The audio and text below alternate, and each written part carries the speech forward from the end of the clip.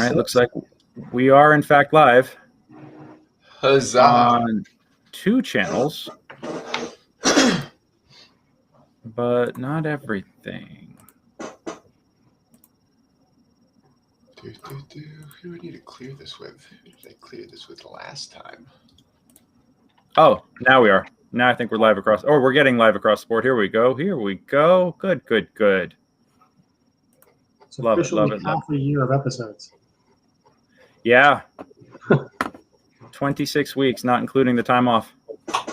That's pretty freaking crazy.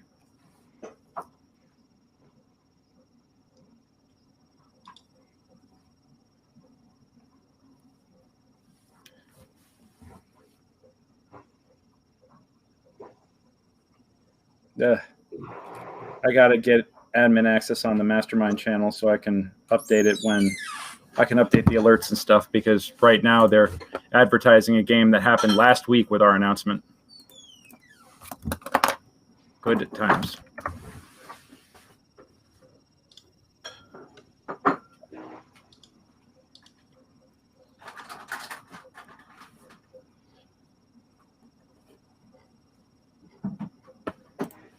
So who else got woken up by the earthquake this morning? I was already awake. At first, I just thought it was something. It was just like a gentle vibration. I didn't realize there was like a dozen of them or whatever. That was wild. But yeah, it was very soothing. It was just a little massage. No, we got. I was awake. I was up because, you know, it's me.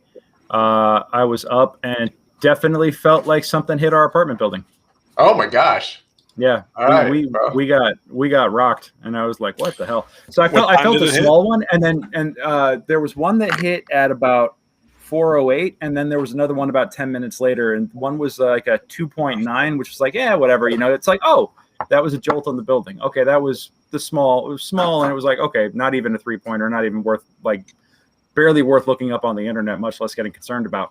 And then about 10 minutes later came the 4-pointer, and that was the one that was rumbling for like a good 10-15 seconds or so, and I was like, what the hell's going on? So I slept through both of those. Yeah, I slept through everything. Good times.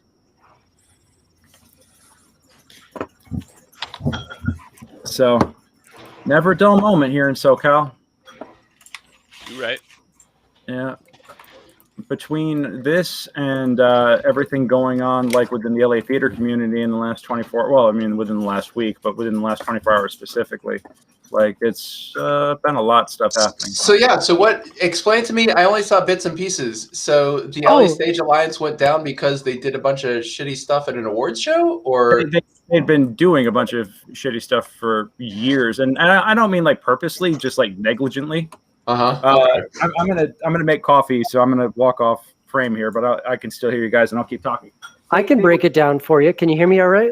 Yeah. Go for it. You know what? Also, let me also point out that we are streaming live right now, so don't say anything. So give us all the dirty details. At this point, it's like kicking the corpse, but you know, like still.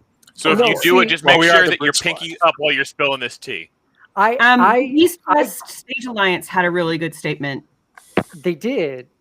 Their first statement too really took ownership and like set a game plan for how they're going to fix their problem. It sounds to me like the straw that broke the camel's back, so to speak, was during the award show for. Well, there's 2 things. One, they have a policy in place where they basically only list one theater company when something's nominated. So there's a number of great plays by East West Players, which is a primarily Asian theater company, that they weren't listed as participating in these productions they put on because they are in association with, like, say, Pasadena Playhouse. They weren't in association with. They were the full-on co-producer, sharing half of the responsibilities, like full co-credit, not in association. Yeah, exactly. And so they're not even listed on like the nomination. So it's like just erasing the Asian theater company from these accolades. And then you couple that with one of the actresses who was nominated. So an esteemed, gifted actor, they totally had a different Asian actress as the picture of her for her nomination. Ooh. And it's just like, you couldn't have one person see if that was the right Asian actress. Like, that's a bad look. And so it just kind of, and they mispronounced her name. Yeah, it was just bad all around, and It it's was just not like, a good look. and it's also the timing of it. It's just like, I mean, come on, we're trying to do better, right? Like, it goes a lot further than that, though. There were a number of major misspellings in the program. Another actor who's also a person of color wound up getting the wrong picture shown for him. And had his name mispronounced. So, and then Def West, who was a nominee, requested an ASL interpreter and/or closed captioning, and those requests were completely ignored. And like they routinely for years have had to request this stuff, and in years prior, like, oh, it hasn't been a problem. They've gotten it, but this year just completely ignored. And I know that it's because they were dealing with being severely understaffed because they laid off the entire staff in October. So I think that this was pretty much like a one-man thing. But the Ovation Rules Committee, who all resigned en masse at the end of last week over all this stuff, they didn't even know there was a ceremony happening until they heard about it informally, you know, like through the grapevine. So then they were like, hey, what's going on? And we should, like, I don't know, approve the list of nominees and all this other stuff like we normally do. And the folks that were running it were like, yeah, sure, why not? You know, and like it was just ball dropped after ball dropped after ball dropped after ball dropped. And there was a East-West players pulled, you know, like basically said they were rescinding their membership. And a bunch of other companies walked out with them. And I mean, honestly, if Theater Unleashed was still active currently, it's on hiatus, so we'll be back at one point. But if TU was A, still active, and B, still a member of LA Stage Alliance, we probably would have joined them in that. But I didn't want to post some big, like, yeah, we're walking out too when we're not a member, you know? Like that's, but I did resign my Ovation votership over it. I was like, yeah, no. So there, but now LA Stage Alliance put out a announcement at 2:00 this morning, middle of the night, dead of the night. They put out the announcement saying that LA Stage Alliance was ceasing operations immediately.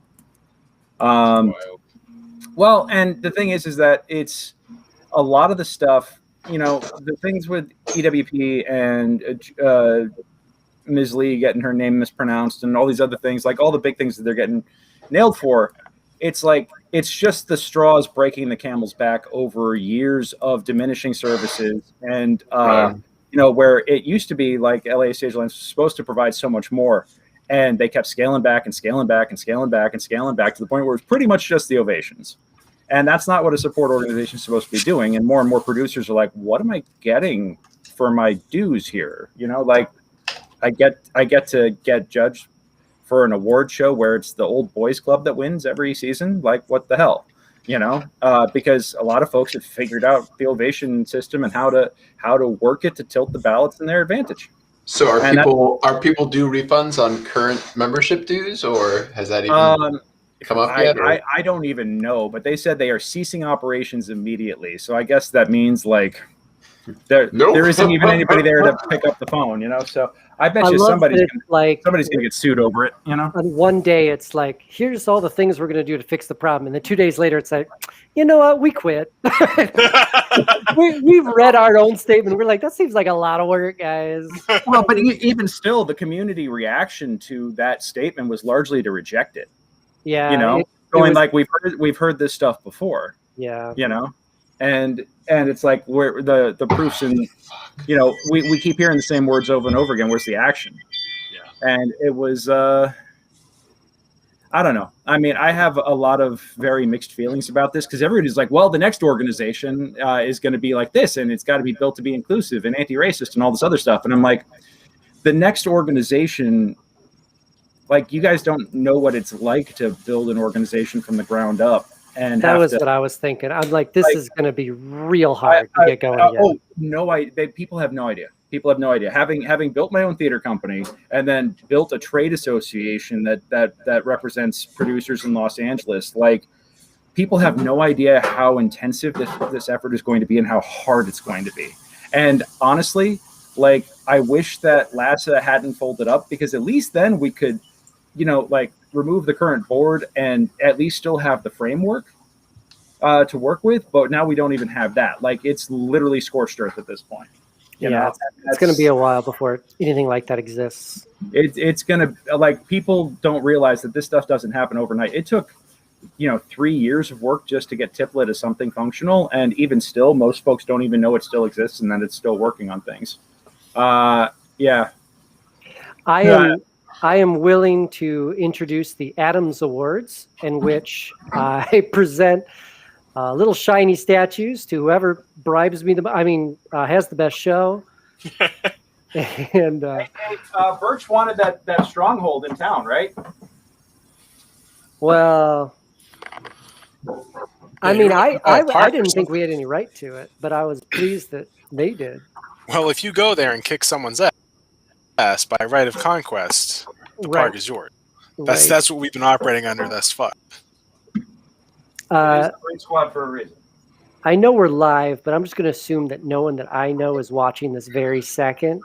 Can I just tell you guys that last words. My wife was offered a position at Michigan State University. Oh, congratulations. Oh, that's fantastic. Yeah. So does that mean that's moving? Happening? That means that yesterday or a couple days ago, I put in my 30-day for this place. And then today we signed on a new place.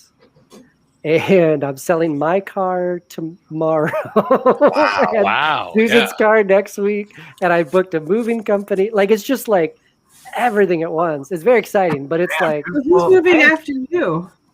Well, congratulations. Thank you.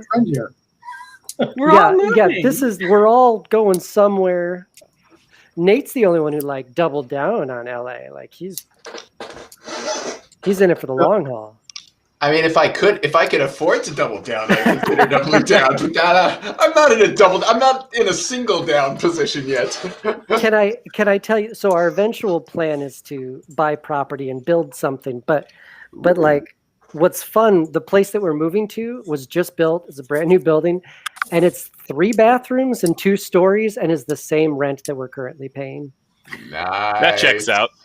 Yeah, Checks it's got out, a boys. gym and a pool and a dishwasher and a washer and dryer and like all these things I currently don't have, and it's the same price. Damn, we should have looked at Michigan instead of staying in the Treasure Valley here in Idaho, because the market here is like completely disgusting. Oh, is it getting costly there too? Oh, it's so bad. It is so bad. Like when. My husband is very smug because he wanted to leave out. He never wanted to go to LA in the first place, and he wanted to leave a long time ago. And when we were talking about leaving, you could get a 4-bedroom house for $220, $230. Yeah. And you could get you could easily buy a decent house in a nice neighborhood for $100,000. Or under 200. And now you're hard pressed to get anything with more than 2 bedrooms for less than $300,000. Oh my god. That's cheap for LA still, but like I was like, my 2-bedroom house cost me $500,000. So that's unheard of here. You don't want to know how much mine costs. Oh my Well, god. and like people are offering, $30,000-$40,000 over asking. yeah.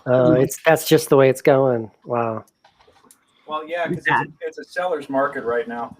Totally. That's when Jen and I, we were toying with the idea of getting a house. We were looking into that, and it was like, oh, Jesus. That's how I ended up paying what I ended up paying for this house. As it was listed at $470 something, and it was intact. So I was like, well, I guess I know how high I need to go up, and I got up to $505 on this, sealed the deal. Also being like nice because I got along with the owners and agreed to take care of their cat, so I got a free cat. Hey, that's worth $35,000 by itself. Done. Throw the cat. You've got got a deal. We only got this one because our realtor is, 1, my husband's uncle. Hey. And 2, he sold the house to the previous owners. And he's like on a first name basis with their kids. Like he knows them really, really well. Yeah. And so we were able to get it for asking. and we were able to get a bunch of repairs and stuff done. Nice. So, like, we got really lucky. And here I was like, it's standing, all of the rooms are intact, and I'm willing to put in the work to do anything else. And the first thing we did after we took possession of the house was completely remodel an entire room because it was unlivable. Nice. Nothing like buying a house that has a completely unlivable room in it. Yeah, but now that's our bedroom, and it's very livable. And we this couldn't is do the that Weasel because- Barrow. It's all about potential, guys. It's all about potential. Well, we couldn't do that because I'm spending the next 8 months by myself with a baby. I can't do renovation. Yeah. That definitely changes things. I feel like it's almost a guarantee that any place I end up buying, I'm going to have to redo the kitchen just because a lot of these places are old and the counters are actually tiled as opposed to like a single piece of stone or something, which I hate. I hate working on that crap. Like there's dirt in the rivet. It's oh god, I can't. And you can't do dough on that. You can't knead You dough can't do on anything on it. tiled. You need a flat surface. Yep. Take it all out and put it in a slab of marble. Chop, chop. I mean, honestly, like even the freaking oh my gosh, I can't remember what the word is for it right now. The laminate countertops are called Formica. Formica. Yeah, even Formica is like it's not that bad. You just have to take good care of it, and then it's fine. Yeah. I don't know. I'm glad to be getting new counters. The market is so ridiculous. I have like $70,000 in equity in this house, and I've lived here since October. That's it. Like it's now worth $70,000 more than I pay for it, just for the sake of sitting here, and nobody knows that I did anything to this house. You're sitting there. You're the value, buddy. I think they heard about that cat. I hear there's a cat. I'm just 100% sure that our real estate bubble is going to burst any day now.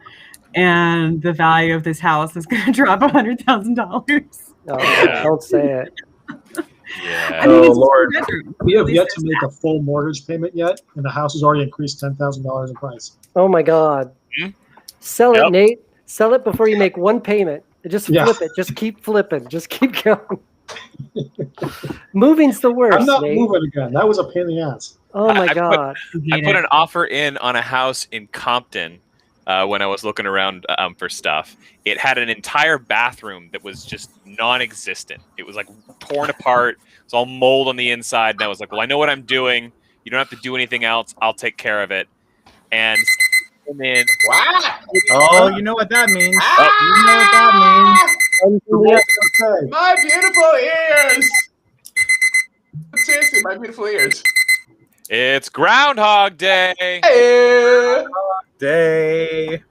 Well, good evening, ladies and gentlemen, ladies and gentledems. My name is Gregory Crafts, and I am your dungeon master this evening. Welcome to Brutes in the Shackled City, episode number 26. We have officially done half a year's worth of episodes of Brutes in the Shackled City. Holy crap, y'all. That is awesome. I am so excited to be here tonight with you guys. I'm so excited to be on tonight, ready to crush it. This is going to be a lot of fun. I hope you guys didn't mind our little pre-show chatter.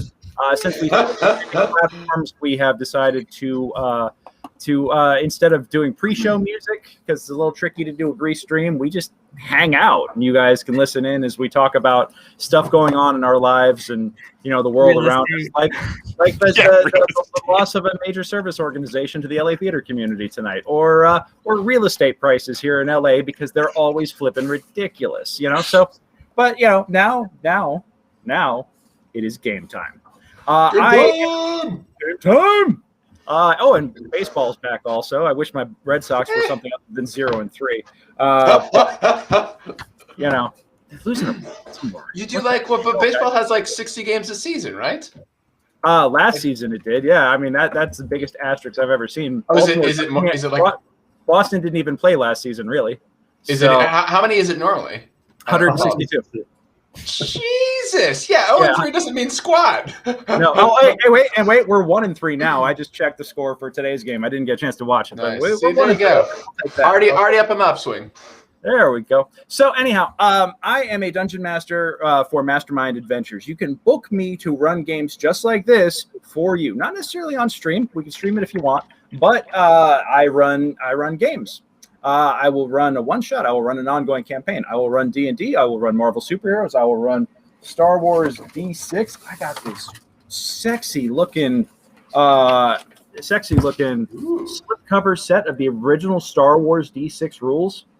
Guys, I want to run this. I want to run this real bad. So please, somebody holler at your boy and let's do this, okay? I will even, Brutes, if you guys want to run a demo game of this, like, because it's the 30th anniversary edition of the original D6 rules, I'm totally down to do that. So you holler at me, we'll do it. We'll make a stream. It'll be fantastic. Is that the same one you talked about doing before? Yes, this is the same set and everything that I wanted to run for the Brute Squad as an interstitial between Tomb of Annihilation and our next game, and that just never came together, unfortunately. I remember like you and me and Victoria would all be awake at like our usual 10 a.m. Thursday slot, and nobody else wanted to jump on and play, and it always kind of broke my heart. So let me just adjust that. There we go. Yeah. So yes, I'm a professional DM, running games for folks. I have a couple of games that I'm running right now for the month of April. I have where did my new shiny go? Oh, yes. First off, I have the Barrowmaze. Let me. I haven't taken my Adderall for tonight yet. Hold on, I'll grab that in a second. But first off, let me introduce you to Secrets of the Barrowmaze, West Marches style mega dungeon campaign. I am super stoked for this game. Basically, a West Marches campaign, completely player driven. I have you guys in the Duchy of Orak in this little town called Helix, which happens to be right next to a 30-mile wide, 35-mile long swamp. And in the middle of that swamp is a bunch of is a barrow mound with thousands of crypts beneath it, like literally 400 plus rooms of dungeon to explore. And I let you guys tell me where you want to go and what you want to do in that module. You can link up with me on Discord. I'm going to get a lot better about checking my Discord. This past week's been a little crazy, and Hey, Paul's watching tonight. Real quick, Sir Feldricken, our buddy, is not here with us on stream this evening. He's traveling at the moment, so he will not be playing with us tonight. But it's good to have you watching us tonight, buddy. Thank you so much for joining us. Oh God, we're screwed.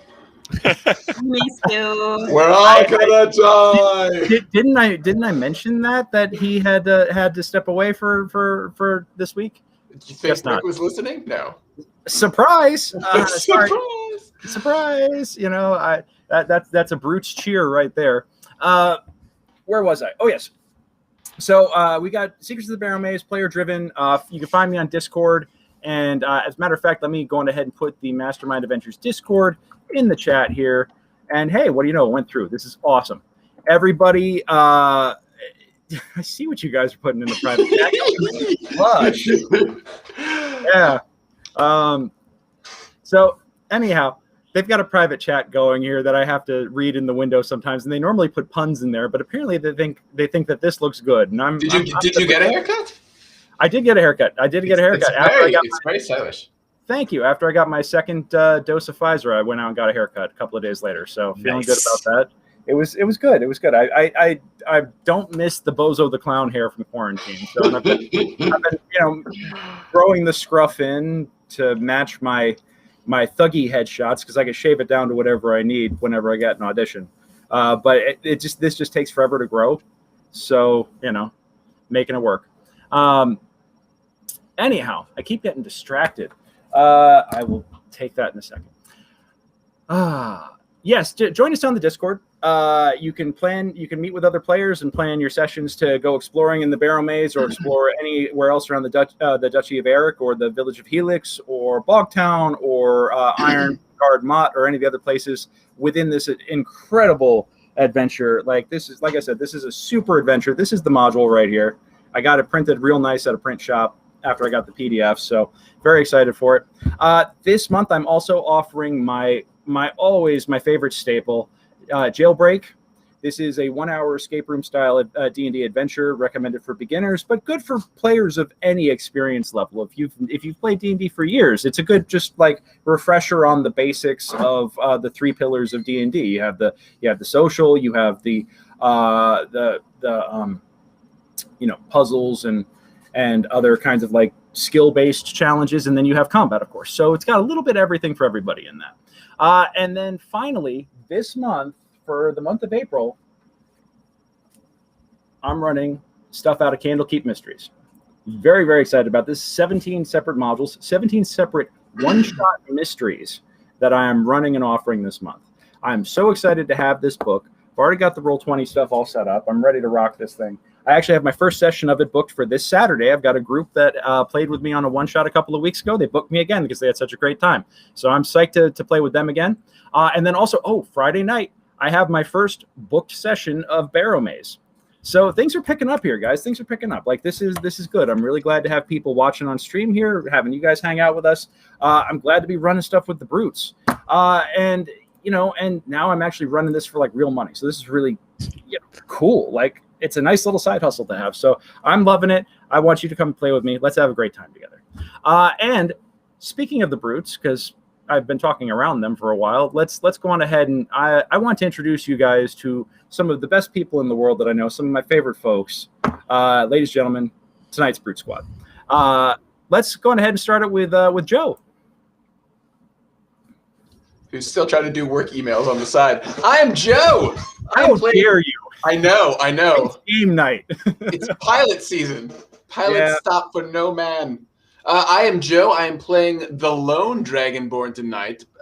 Black Scale Dragonborn. I am the bruiser. I am also the doormat of the group, which is to say I walk into rooms, I die. Everybody falls in and cleans it out and then resurrects me. Stop taking your armor off. You might live longer. Look, you said we were going to go low key, and then you broke down the door and fought a bunch of goblins. Not my fault. You know better. You know better. Well, I do now. Paul did that. I know, which is why, Paul, you're not here tonight. If you behave yourself, we'll allow you back next week. But I'm very excited for tonight. I'm hoping to get a little advancement on my little side story. We're prepping to kill a vampire, so that's super sweet. Oh yeah, that. All right. Well, actually, let's go next up with Mr. Matt. Hi, I'm Matt. I'm playing Grey Soul, the half-elven cleric of Lyra, who is definitely still a living god that bestows power on me as a cleric and not some murderous usurper who I leveraged our entire party's souls to. And I'm looking forward to trying to get our dwarf buddy's mind control removed so we can ask him some questions about his brain melting out of his ears, maybe.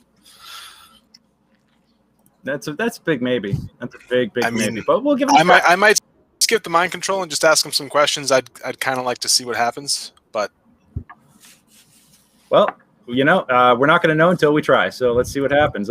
Seth, good evening, sir. Hi, I'm Seth Tygeson. I play a tabaxi wizard known as Seneca Polaris, who asks the question, what if there was a moral conundrum every time you murdered someone in Dungeons & Dragons? Oh, God. And this is why it's taken 6 months. You only joined like 2 sessions. I've only been here. I know. He's only been here a month, guys. But we'll blame it on him anyways. But he fits right in, is all I'm saying. He fits right in. This is great.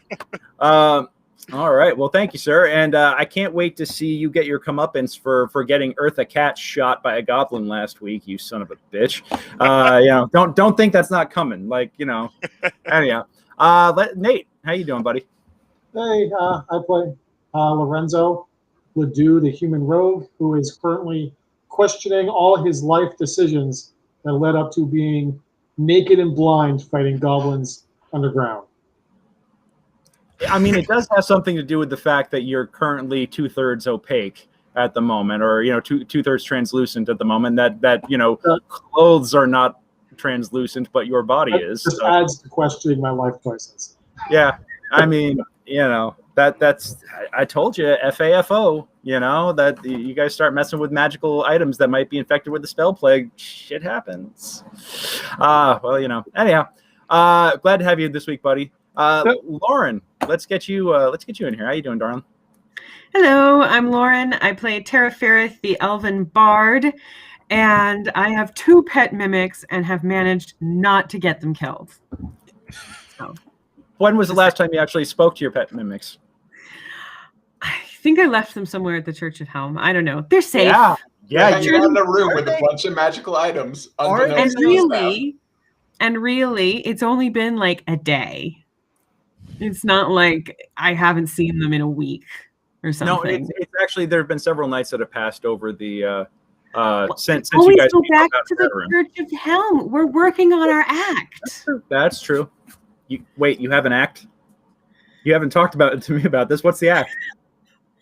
We're working on it. Okay.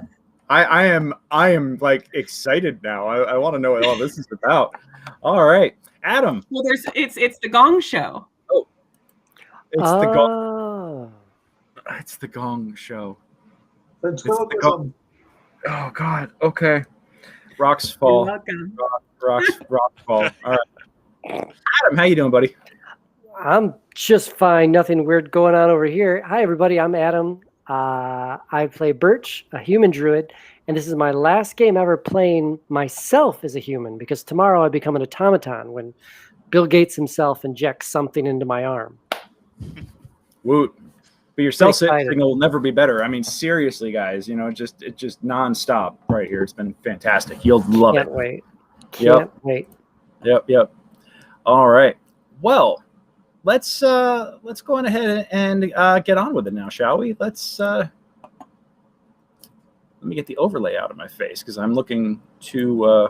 Everybody's video looks super freaking awesome tonight. I don't know if the website upped its quality, but hot damn, you are beautiful people. Oh, well, thank you. Everybody's looking good. Yeah. Well, so last week. Actually, who wants to recap last week? Because that was some madcap mayhem. Who wants to regale us with the story of this is the first time I think I can handle this, guys. There's only one setting. Not much happens. Look, the long short of it, right, is that we're trying to figure out why these goblins are creeping into town and defacing stuff, and maybe assaulting people. It could get worse. We're a little nervous about it. So we got a lead to a spa, and we discovered, this was 2 weeks ago now, we discovered that the owner of the spa is on some sort of thrall from maybe a vampire. And so we broke in downstairs where the goblins are to save our friend Nate, who was previously stripped off as, not Nate, Lorenzo, whose life was clearly better before he met us, was down below naked, hiding, waiting for us to save him. And we did.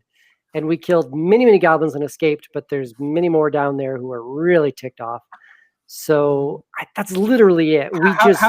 How did you kill everybody though? How did you kill everybody?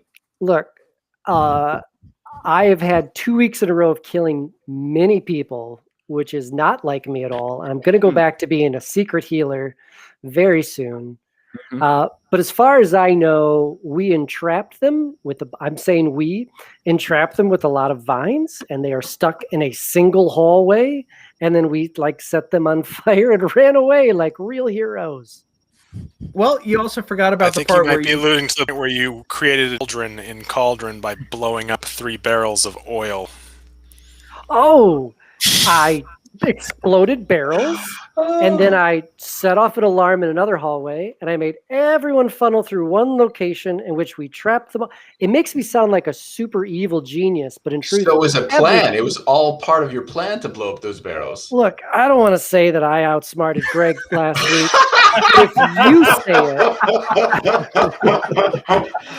Look, whatever the forums and message boards say about me and the plaques that I'm receiving, that's up to you guys, the viewers. That's a spicy meatball. Hot damn. Well, I think that plan worked so well because we tested it first by lining ourselves up in that same hallway to get lightning down by a goblin shaman. We're like, that's a good idea. Let's try that. Hey, that hurt. Why don't we do that? But we're alive and we're escaping. I was seriously thinking that there was going to be a TPK next week. Last week. I was I was sitting there going really? Oh Lord! Well, it seems like there's 30 guys down there. It's crazy. Oh, there's a lot more than 30. Let me tell you, there's a lot more than 30, and they're all pretty pissed off right now. So setting the alarm wasn't a great idea. That might not a great idea at all. What's the old saying? If you're gonna hit the king, you better kill the king. We did not kill any kings that I know of. You did not. You did not. That's wrong. We killed Murd. Or we got Murd killed. No, you did not kill Murd. Snurk shot Murd. Listen to the words you're saying. You're an adult man. I know. Are those even real words? Snurk shot Murd. Snurk shot first. Snurk just got him right between the eyes. It was just like, you know. That was fun when we did the Raised Dead a couple of weeks ago. Remember how much fun that was? I scared the shit out of my neighbors with his poor like agonized death howl. That was awesome. I love that. So I have such good times with this. Yeah. Anyhow, so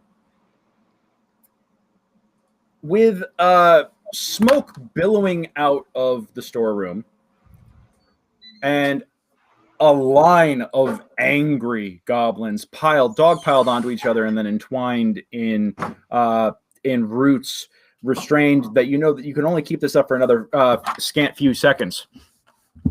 You all make a hasty retreat back up the stairs into Orak's bathhouse. Unfortunately, the door is gone because y'all took it off the hinges. And you come up, and the guardsmen are standing there over Orak and the one were-rat that was deemed to survive. You know, that was not put to the question. Yes, as a matter of fact, Lorenzo, you can in fact turn in burned ears if you manage to collect them. You know. Did we not grab the door and have me cast mending on it to? Well, then that's how we start this episode off. Then is that I do remember somebody going down and retrieving the door. I was not aware that it had been mended. So if you guys wanted to bring it back up, put it in place and cast mending. Oh wait, well, he what? said he was going to cast mending, and you said, and I definitely quote verbatim, it's going to take a lot more than that. Fix the door. I feel like you weren't going to let us do it. Oh, I think he meant it's going to take a lot more than the door to hold the goblins back. Yes. Yes. We'll just put like a single chair next to it. It's like under at the an angle. As soon as we get up, Greg, Brick is going to roar to the guards to bring in as many as they can, as there is a horde of goblins coming. Okay. So yeah, you guys come up like bats out of hell. Smoke is pouring up the staircase, following you. Everybody is inside the bathhouse right now, looking around like, what the hell's going on? And you come in, and tell me, what do you say? More guards! Get more guards! What? There are so many goblins coming. Get all the guards. Run outside. Yell. Get people off of the street. Have them grab pieces of wood. Get in here now. Give me a kids with sticks. Anything. Give me a persuasion or intimidation. How about we do a persuasion? I am very persuasive. Intimidation with advantage. How about that? In fairness, they're both equal, persuasion and intimidation. So, Brick, weren't you like unconscious for a while, right? So like he's covered in blood. He's covered in blood, and oh yeah, okay. So yeah, you guys run up there. You come running up like a bat out of hell. You come bursting out. You're covered in smoke and blood, and just like ah! And everybody's like ah, okay, whatever he says. Oh my God, don't eat me, you know. And they go. Everybody goes skittering out. A couple of guardsmen take up a defensive point and pull you guys through. You guys hastily reframe the door. They hold it in place as you mend it. Bam. You could still smell the smoke. You know, you still, but at this point, everything stops for a second. You can feel the burns on your skin. You smell sweat. You take a second to catch your breath, and you all look at each other with that wide-eyed adrenaline of what the hell just happened. And you wait.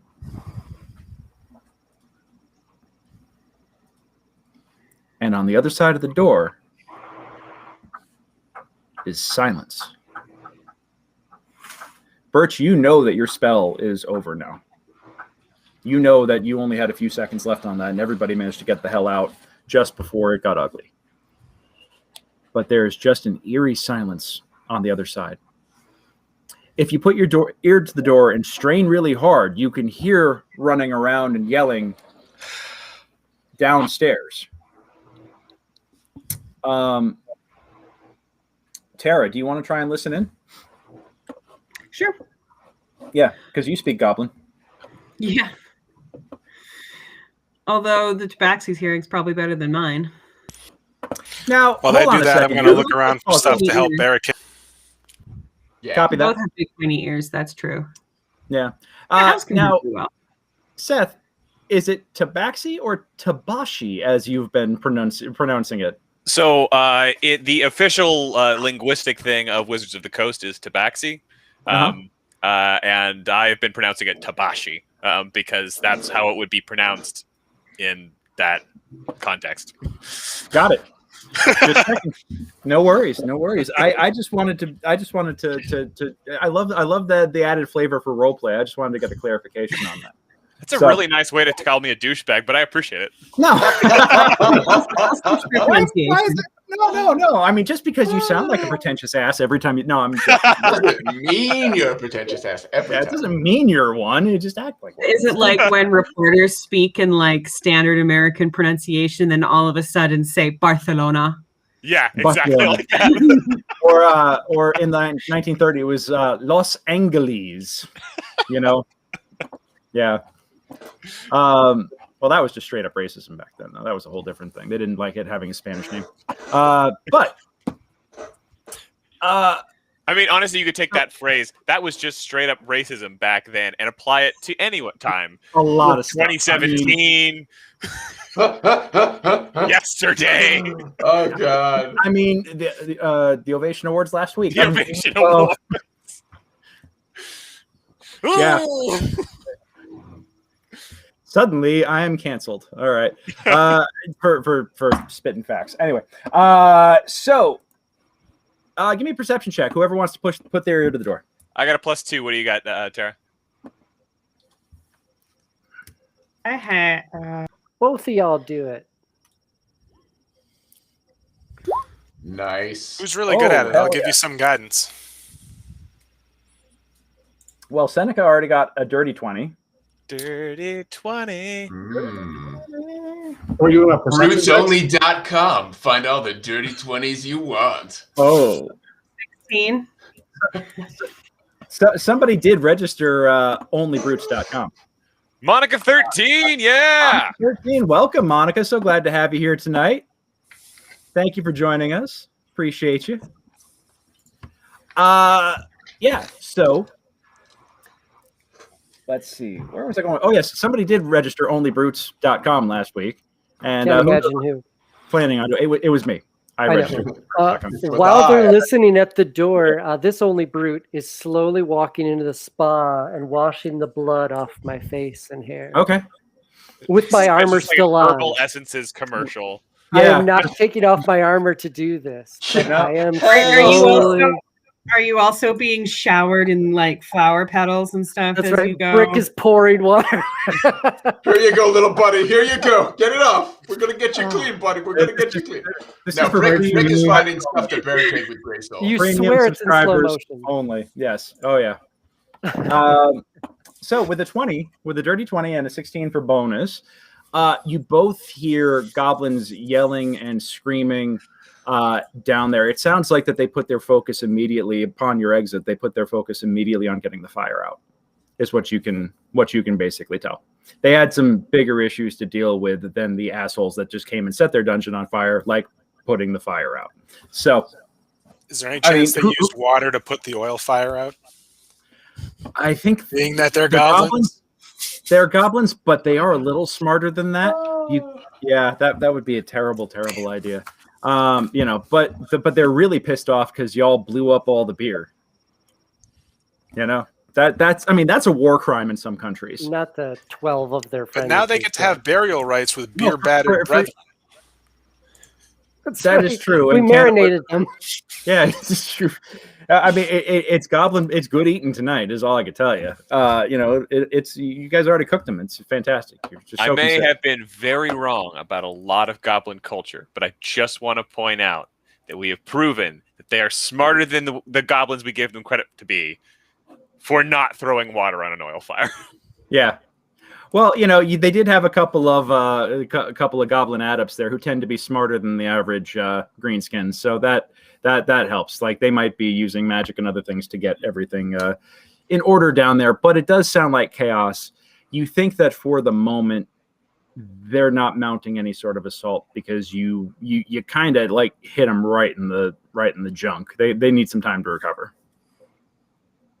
Can any of you set traps or I don't know, anything like that? So if they come up the stairs, Graysoul comes running out of the dwarf's office. Guys, I found something to barricade the door with. What did Check you it out. find? We can slide this under the door, and it will stop them. This is no mere stop. This is a +5 Hodor stop.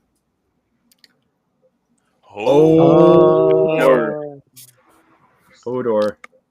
And I jammed that sucker love under it. the door. Yep. Job's done. Let's go get some dessert. The psychic connection that I hold as a dragonborn to my brethren. I am sensing that Feld wants to know what we did with the goblin mage's body that we brought up. Oh, you guys did. The timing of the Chiron coming up was so good. Yeah, that's right. So we do have one of our players, Erstwhile, tonight. He's currently on a flight. Paul, I think you're on your way back to Burbank right now, as I recall. But you're currently in transit, and we didn't want to try having you play on airplane Wi-Fi. Although you would have been the first brute in space to be playing live on the game. That would have been awesome. I was the first to play from Disney World for a Thursday morning, or for our old Thursday morning campaign. So that was fun. But no, you would have been the first one on an airplane to do it. I remember your wife loved that. Your wife thought it was so cool. You guys were on vacation. You were playing D&D with us. Oh, she was so thrilled. She was so like, thrilled. "You're the coolest husband ever." Yeah, and it's not even like I was staying in the hotel room. I was like in one of the DVC because my mother-in-law is all fancy with the Disney Vacation Club setup. I was in like one of the lounges on the Wi-Fi and on my headset with my books, and I've got all these other like snooty people walking around here, like all these fancy, like timeshare folks walking around going like, what is he doing? Oh, how uncouth. It's like, yeah. I think that's when my poor Dragonborn Figment tried to set a bar on fire and got gutted by 6 guards. Oh, no. It was terrible. It was bad. But y'all resurrected him. That was very nice, y'all. So nice. So what if anything do we find that's right. So you guys Goblin have Mage's body? Goblin Mage's corpse, or the Goblin Adept's corpse. Since it doesn't sound like we're being attacked immediately. I mean, Feld's doing that. I'm still looking at anything that we can barricade the door. So yeah, so you guys, the first thing that you do once you get out of danger is loot the bodies. Copy that. Noted. No, I don't care about your Kickstarter. I want to know what is on this body. Certainly, that's what they're doing. I am slow motion rinsing the skin. Still just like creating an Irish Spring commercial. Yeah. That's what it is. He's calling for a thing. Yep. Well, I can tell you right now that he had a pouch on him with spell components, including bat guano. Which, if you know, you know. Yeah. Actually, Seth, you want to give me an Arcana check? I sure will. Yeah. Well, that's a natural 6. Oh, holy crap, dude! You suck so hard. You only got an 11. Okay. Yeah. But that honestly though, it has become such a meme.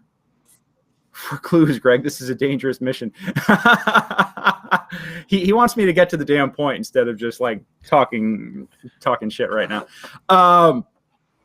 Okay, so you go digging through the pouches, and even that it's become such a meme at this point that even that bat guano is one of the necessary components, the spell components for Fireball.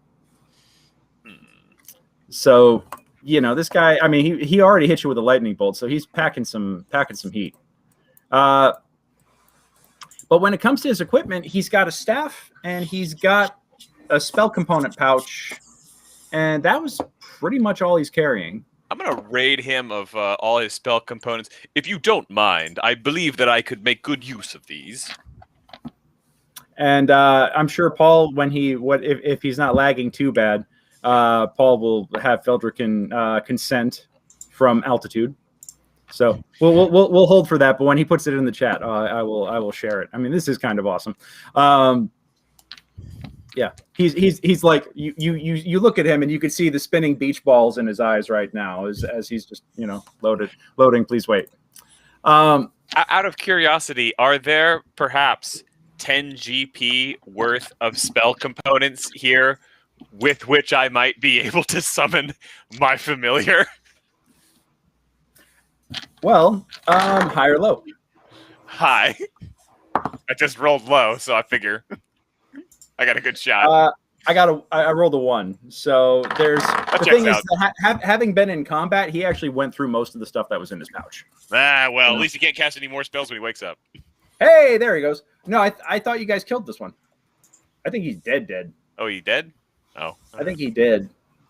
Well, time to eat him or throw him to an enemy. Yeah, or... I mean, if nothing else, you guys could just take the corpse, open the door, and just toss him down the stairs as a warning to the rest. We don't need to open this door again. We just need to barricade it, have the guards hold on to it. We're going to get some rest. We're going to get some weapons, and then we'll come back. They also don't need more warning from us. I mean, the 20 bodies down there. You made a pretty good statement already. I mean, let's call a spade here. You guys already made a pretty good impression. Feels very spady. But Seth, if you do check the chat feed here, Paul does consent to you taking the spell component pouch. So yay! All right. So after a couple of minutes, more guards come piling in, and they're all looking around, going like, "What's?" There's a sergeant at arms coming in, leading in a whole bunch of folks, and they're like, "All right, defensive formation," and they all kind of like form up around you guys with swords out. Oh, do they want to go back down, or you guys just want to hold it to see if they come up? We were just told there was a big disturbance down here, and that somebody came up screaming bloody murder, and that we had to come and. What's going on? There's dozens of really mad goblins right down that door. Hopefully they're distracted by the dozen or so we killed on our way back up, but they could come up at any time. Down there. Go get them. Dozens may be understating it. We're expecting retaliation, and we need to barricade this until we can get rested and then go back down and rectify the situation permanently. We need round-the-clock watching of this door. We need to go get the guy from the academy with all the spell staffs. Oh yeah, Mr. FAFO. Yeah, he's not here right now, unfortunately. We need guards here for the next 12 hours at least until we can get rested and are better prepared to face this. We're not going to be able to do it right now, and no offense to you gentlemen, I don't think you're equipped to handle this sort of fight. So you just want us to sit here and watch the door?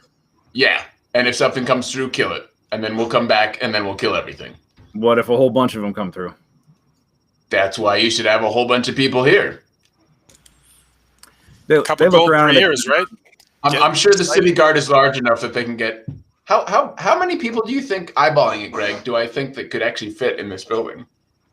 I mean, it's not a big building. It is not a big building at all. Matter of fact, let's go on ahead, and I don't have minis out to represent all of the guardsmen that just showed up, but just to remind everybody of what this room looks like. Okay, so maybe a dozen, and that'll give them space to fight. Yeah. Here, and just so I can show everybody else what we're talking about. I'm willing to lay out a bedroll in one of the changing rooms and do my long rest here. Yeah, I'm with you on that. Hey, here we go. Yeah, so, I think if we can get, a dozen guards in here or 8 guards plus us in here while we rest, I think that's as full as we can get it while making everybody still capable of actually fighting if need be. Yeah, if you guys can muster 8 to 12 guards here for the next 12 hours, I think that'll probably do it until we can go back down and murder everything. All right. Well, they take a look at the corpse of the goblin adept that you guys brought up, and they're like, "All right. Well, we'll put a watch on." So he looks and he says, "You four out the front door. The rest of us take up defensive positions in here. Grab a seat, boys. Let's bust out the dice. Smoke them if you got them." I recommend staying a little more alert than that. This one here that's dead shot lightning out of his finger.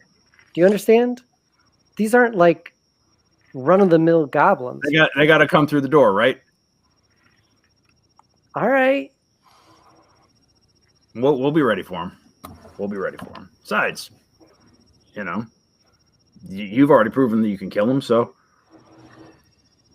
what do we got to worry about, huh? Fair enough. Yeah. Guys, I recommend we head back to the Church of Helm, see if we can get us some silver items, get some actual rest, and then come back and find us a vampire. Oh, there's potentially a vampire down there too, so just FYI. They're all kind of looking at each other like, okay. Well, anything comes through that door, we'll stop it. That's what we do. Fantastic. So I don't hit people with weapons, so silver won't do me well. I'm going to sleep here in case something attacks. As will I. I believe that the guards could use some assistance. I will actually... I'll turn to Feld and be like, why don't you guys head back to the Church of Helm? You guys can see if they have silver weapons there. I'm going to head over to Skies, because she's got all that crap from prior adventures, and there might be some useful items there that we might not be able to find at the church that I can snag. I think I might need to modify my arrows so they are more stake-like. Yep, silvered bolts would be nice. Maybe see if anyone has holy water. The church should definitely have that. Okay. I lay out a bedroll in this little changing room, but I leave the door open so I can hear the guards if they yell. All right. I think that'll work. So Seneca and Adam, or Birch, you guys are sticking around. Mm-hmm. Tara, Lorenzo, Brick, and Graysol, you guys are all headed out. So who... that's 4 people. Let's... How hurt is Paul's character? Do you think he'll want to stick back with us? Or? I'm assuming he's going to go back to the church. Yeah, he's going to definitely go back to the church. He's actually also probably have to go see the armorsmith because the guy is the one who's responsible for weapons and stuff and would be the one to do the silvering necessary that you guys are asking for. So, yeah. So, let's see. 1d4.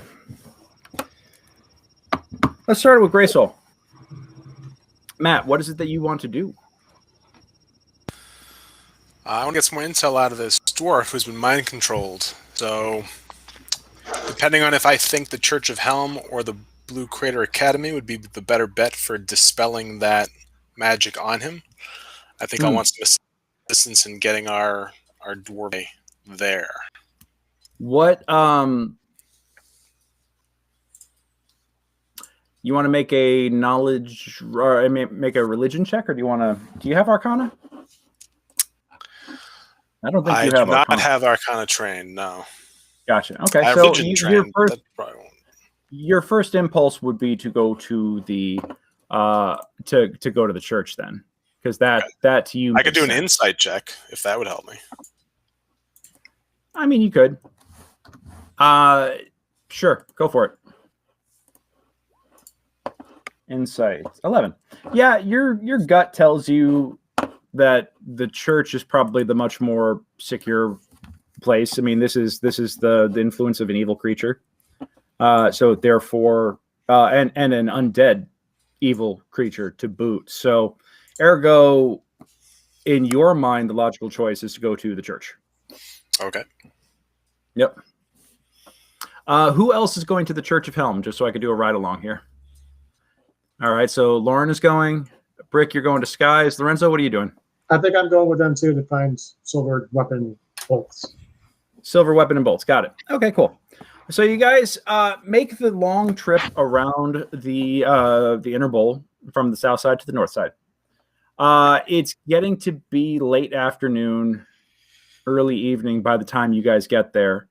And you have a couple of guardsmen escorting Orak along with you. And they were nice enough to put like a robe over his shackles or something to cover his shackles, because he's like, he is a businessman in town and doesn't want to be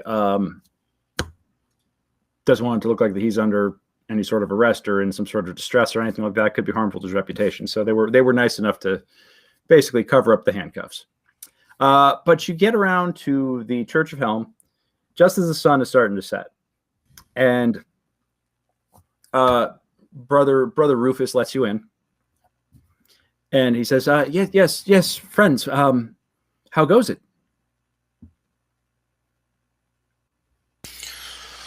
Well, it's been an exciting day, Brother Rufus. We have an impending goblin attack on the city coming, and we're trying to get some more information on what exactly is going on. And this guy here may have something to tell us, but he's under some kind of magical compulsion not to divulge that kind of information. And I'm hoping someone here might have a way to separate him from that compulsion so that he can tell us what he does know. Do you know what kind of compulsion? He is not allowed to tell us information that he knows. We're coming to great. As far as the name of a spell, I have no idea. Do we know what kind of creature it is that has the domination over him? We suspect it's a vampire. Oh. Okay. All right. Well, you know what? Let me check the library, and we will get Mr. Orak. I believe we'll get Mr. Orak squared away in a private room where we can discuss his current circumstances. How's that? Okay. How's about that? Acceptable? Okay, good. That sounds good to me. Cool. As a side, did Feldricon come with us to the Temple of Helm? Yes. All right. So I assume he's going to want to talk about. Feld immediately goes and seeks out Sir Alec, the other paladin, technically his commanding officer, to requisition silvered items. That's what I thought. In that case, and inquire about. I'm going to hunt down some bacon. Bacon. Yeah, give me all the bacon and eggs that you have. Holy bacon. Holy bacon. Cool. All right, so you do that. And Tara and Lorenzo, you guys are terrible in this private chat. They're talking about all the how they've just, this is the second local business that they've destroyed as the Brute Squad in the town of Cauldron here. The first being the locksmith shop, and now they've destroyed the local bathhouse. You know, the local small business association is not a fan of the Brutes. This is our 30th session. What is the session number on this? 26. Yeah, 26. 26? Okay, so we've been gentrifying for 26 sessions, is what you're saying. It's only been about like 2 weeks. Yeah, I mean, yes, basically. Yeah, wow, yes. All right. I don't know if we would call it gentrifying so much as destroying lives. You wait till like Walmart moves into these businesses. Severely devaluing the property. It's a Whole Foods? What's going on over here? It's run by a bunch of druids. So, Root Mart. Oh God, Holy Bacon. Get your orders. # Holy Bacon. That's our hashtag for tonight, folks. So if you're watching, do us a favor. Whatever channel you're watching on, put it in the comments. Hashtag Holy Bacon. Put it in the comments. And anybody who comments hashtag Holy Bacon, if you are interested, I will send you a comp code to play in a session with me. And to be clear, that's not for Monica's 1 through 12. That will apply to Monica 13, though. I'm lost, but yeah. Monica 13 is one of our viewers right now. Oh, yes. Okay, yeah. Holy Bacon. Yeah, there we go. Sweet. Monica 13. Thank you, darling. All right. So you commented it, just lucky 13. Absolutely. Right. No, 13 is my lucky number too. But anybody else who wants to comment Holy Bacon, I will put you guys in a drawing, and we will hold the drawing live at the top of the show next week. Whoever comments Holy Bacon on this video or in the chat, I will put you in a drawing for a freebie code to roll in the Barrowmaze with me for one session. Okay, so yeah, we're gonna make this happen. We're gonna make this happen. Hashtag Holy Bacon. Let's get them comments coming in. All right. So now then,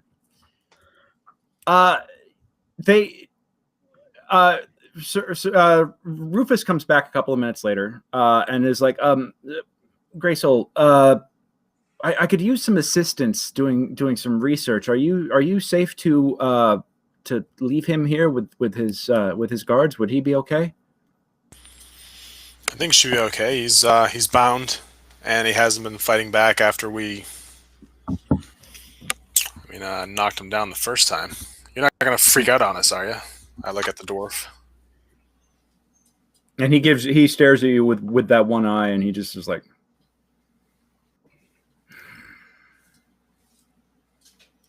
He just kind of sighs and shakes his head a little bit. And it's just like he does not appreciate the undignified state of his situation at the moment.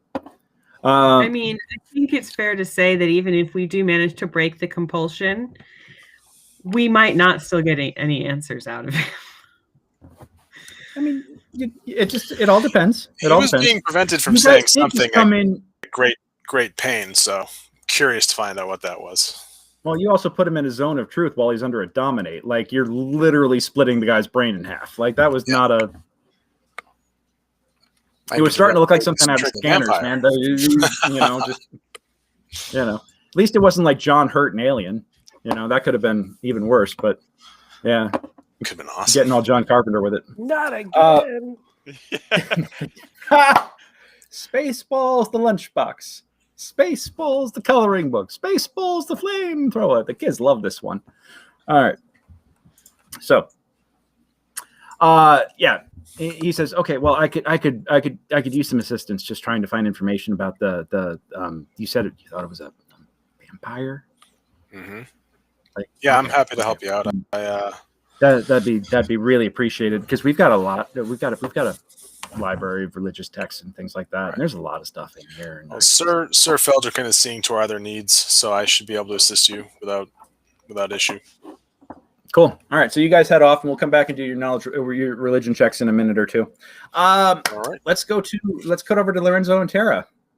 So Feld says, "I'm gonna go fetch Sir Alec, and we'll chat with him about silvered weapons. Is there anything else that you're looking for?" He points to Tara. You're looking for silvered arrows, or just arrows modified to stakes?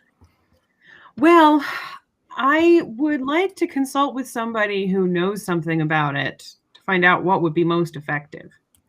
Because I'm thinking that silvered arrows are still going to kill goblins. I mean, well, yeah, they're pointy. That's effective. I'm worried because there was those were-rat things that were around. Yeah. Well, and silvered might be good because we don't know exactly what we're facing, and it could be something that stakes won't kill. So yeah, so probably silvered would be the way to go. Okay. Or magical. I'll take a +1 arrow. I would love that. I just feel like less likely to get. Yeah. That's on the wish list up here, but we'll, Okay, number one preference. Number one preference, magic fire arrows. Number 2 preference, silvered arrows. Is there a number 3? Stakes. Could we have our war donkey just covered with silver? Oh, give him like a silver horn. And Paul has such a hard on for like tricking out Earl's armor. So that's a distinct possibility that he might ask for just that. Get him like a silver plating, Earl's guarding. Yeah. Oh God.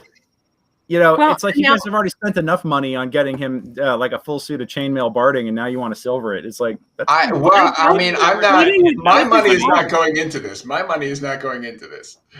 Yeah, I'm just saying, if Feld wants to spend his money. Yeah. I feel like it's a really good time to say that we've got money poured into our ass.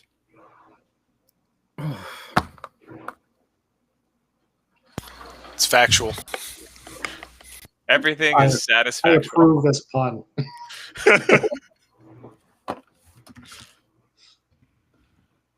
I'm helping back at the bathhouse, so...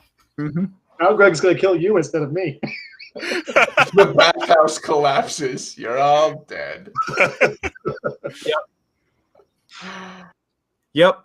All right. So that's been settled. You guys don't have to worry about the goblins coming out of the underground anymore. At least that's a good thing. Who wants to play Star Wars? It was a noble self-sacrifice right there. Totally noble. Not just that the ceiling collapsed specifically on the cat. All right. Oh, pardon me. So okay. So he looks at Lorenzo. Lorenzo, what is it what kind of armaments are you requiring? Same thing. I need bolts that are we'll go with something that explodes as the primary thing. That'd be really great. Something that's silvered. That's what I need. And other than that, I'll just take your +5 crossbows and. I'll take your pointiest stick. I shall fetch us a pointy stick. Yes, I am on it. All right. And he turns. He wheels around and heads off. And he comes back. Actually, Sir Alec arrives, and human paladin. Looking like a total Chad, like supermodel guy with the chiseled chin and the like a 20-something Bruce Campbell. But in plate armor and just like, well, hello there. Well, I hear you're the bard, huh? So, anyhow, he shows up and he's like, well, silvered weapons, from my knowledge, don't really work on vampires. From what I understand, those are more rare creatures, right? Rare creatures, yes, exactly, rare creatures. But fire, garlic. These things are good for smiting vampires. There might be other things, though. Ms. I'm sorry. What was your name, my dear? Tara Firith. Tara Firith. Oh, such a lovely name. Such a lovely name. Is that Elven? Yes, it is. Oh, well. Well, Tara, my lady Tara Firith, perhaps you would be willing to go and do some research in the library as to what could be a potential weakness for vampires. They are quite dangerous, wily creatures. I could meet you in the stacks if you'd like. I'm not averse to a little bit of research. Anything to prevent me from just rubbing my arrowheads in garlic. I imagine that would tarnish them quite a bit. Well, then I shall join me in the library in a few moments, and we shall do some research together. And Feld just kind of looks at Lorenzo like, look, you brought out Bruce Campbell. Yeah. I mean, I wish I had a better Bruce Campbell impersonation. That would be perfect for this, but I'll work on it for next time. But yeah, he heads off. And Feld kind of stops looking at Renzo and just kind of like looks at you. And he's like, he's engaged, right? Married ain't buried. just don't paladin types are celibate anyway. So please don't defile my church, please. He's just, he's not bad. He's just drawn that way. Lorenzo, yeah, I guess Tara suddenly has an appointment in the stacks in a few minutes. I've got your list. If you've got anything else that you need to want to take care of, I mean, take your time. Go get some sleep. Take a shower, maybe, like whatever you got to do. Oh yeah, I need sleep. Yeah, that sounds like a good idea. Cool. So and Lorenzo, no, pardon me. Feld goes off and is just like, I've got stuff. I'm going to go see the armorsmith because I know that they don't have a glaive that's silvered. I will go and take care of that. I'll be back in a few hours. It'll probably be about 4 to 8 hours to get this done. So I'll be back later. To glaive, which is to bluff, which means he was a gambler, which means, yeah. All the references tonight. We go from Spaceballs to The Princess Bride. What's next? Die Hard? Top Gun? I don't know. Like we're playing a game called How Old Are We? Someone just needs to point out how good they are at speaking in a British accent, and we'll be set. We need only movie references. Tell me how old you are. Name check Labyrinth. Name check Time Bandits. Name check The Never-Ending Story. When this party hits 88 miles per hour, you're going to see some 88 goblins running down the hallway. You guys definitely hit 88 goblins per hour, I can tell you that. But I had a perfect reference too, and then you make the 88 goblins joke, and it all just out the other, out in one ear and out the other. Thank you, Monica. I'm so glad you enjoy our sense of humor. We're dorks. We're irredeemable dorks, but we love it. So, yeah. Yes. Bring out your dead.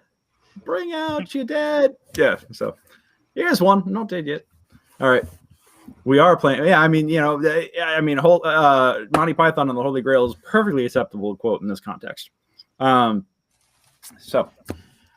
Tara, as you are heading to the library for your rendezvous with Bruce Campbell, Sir Bruce Campbell of Helm, you see out of the corner of your eye somebody recognize you and come up like really quickly, like one of the monks, and I'm talking shave pate monk, not like Kung Fu: The Legend Continues monk. Excuse me, Lady Tara Firth. I'm trying to be discreet about this, but we have a bit of a situation. What are you talking about? Your pets. Uh-huh. One of them tried to eat me, and I understand there's two of them, and we don't know where the other one is. Well, the other one, last time I saw it, looked like a gong. That was the one that tried to eat me. Oh, the other one looked like a treasure chest. That's Bob. Yeah. Bob is not very violent. No, Bob. I mean, I wouldn't know. I was kind of surprised to find out there were mimics anywhere in our church at all. Like, nobody told me, and I was just doing an inventory as per rules and regulations. Yeah, I tried to just go up and check the serial number that we put on all of the items, and I was looking for the one on the gong, and it the symbol opened up and tried to swallow me.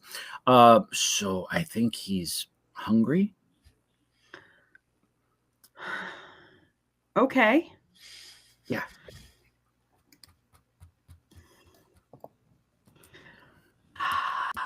You know what? I will go check on him.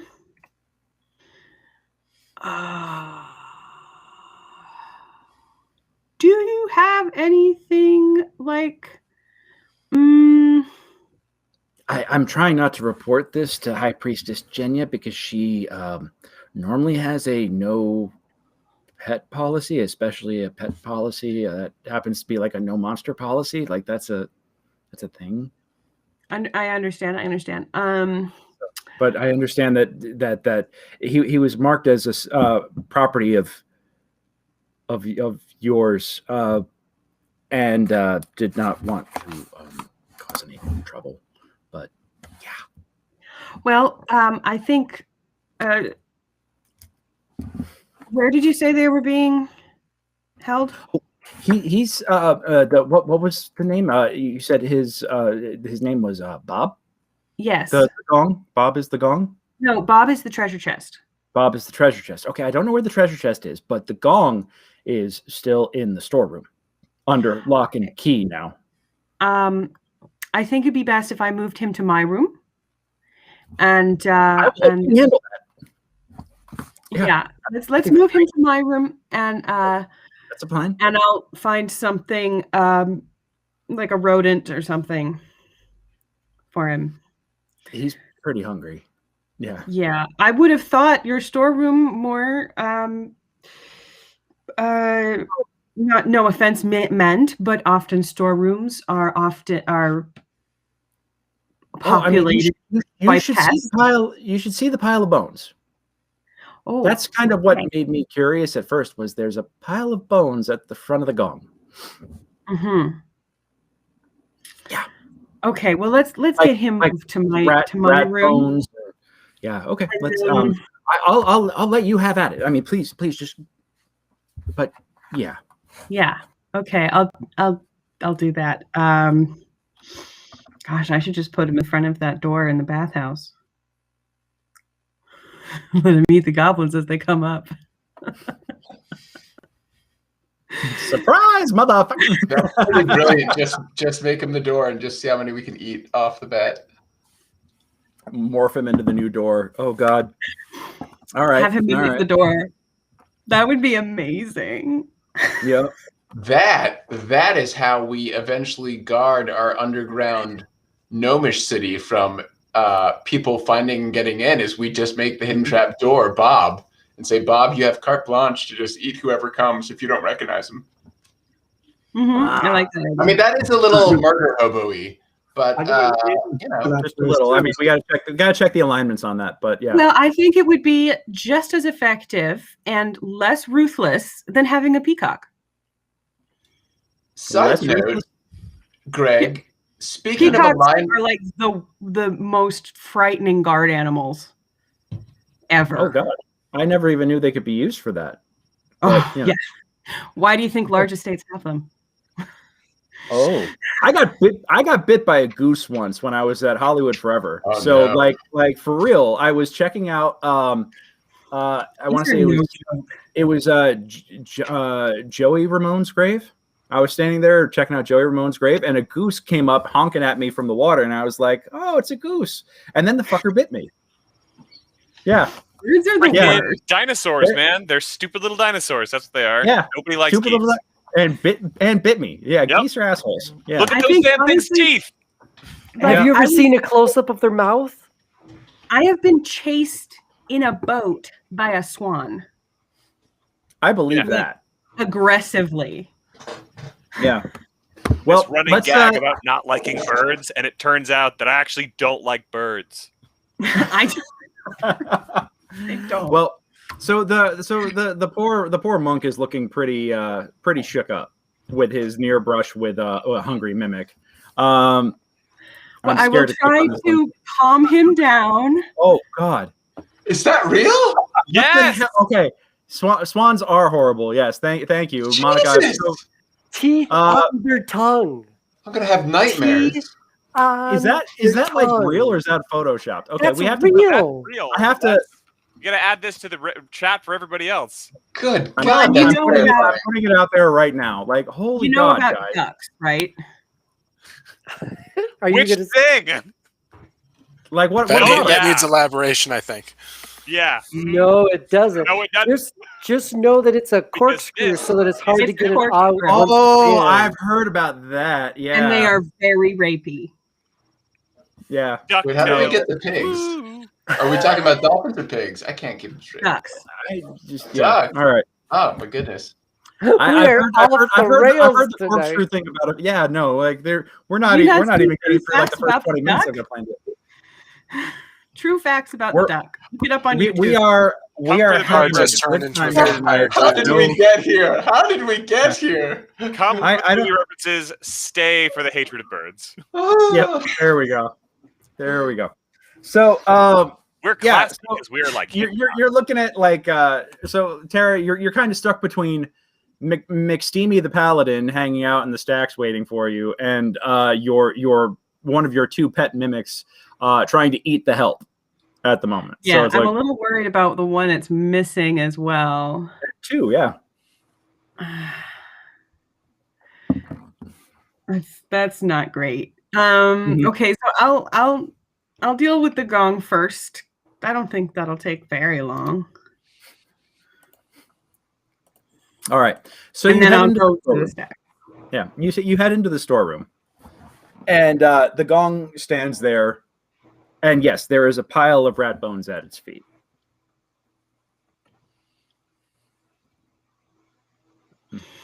Great. Well, as long as they're just rat bones.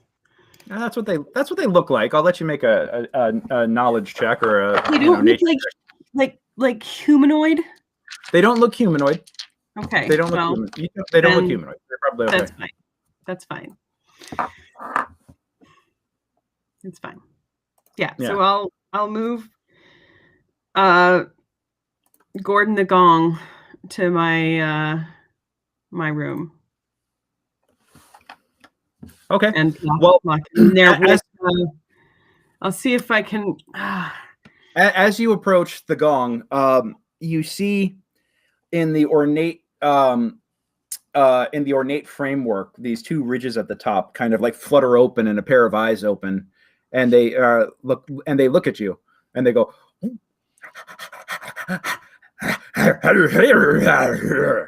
Hey, buddy. He's speaking broken undercommon to you. So you having being able to speak this, he goes, "Oh, you're back. You're back is my favorite people. Oh, you're back. I miss you." Oh, it's so good to see you. I'm gonna take you back to my room, and I'll give you a nice. We'll give you some food, and I'll give you a little rub down with some shining oil, and we'll get you all taken care of. Food? Yes, food. Yeah, we'll get you some food. You seem to have what's the word I'm looking for? Exhausted the food population down here, so let's move you somewhere else. Okay. So pardon me, shifts from the gong into the shape of an amorphous blob. Oh. And just with like two bubbly eyes kind of staring up at you and a big toothy smile, like toothy smile looking at you, like it's very disturbing to see a mimic in its natural form. Like, does it look like a possessed ditto? Yeah. Okay. I'm not so old that I don't get that reference. Yes, it looks like a very, very possessed kind of demented ditto. Yes, it's a twist. Awesome. That's very twisty. Yeah. Cool. Yep. All right. Will he follow me, or do I have to pick him up? He already starts like rolling towards the door. Cool. Okay. Yeah. No. Let's. I'll guide him back to my room. Give me a wisdom check real quick.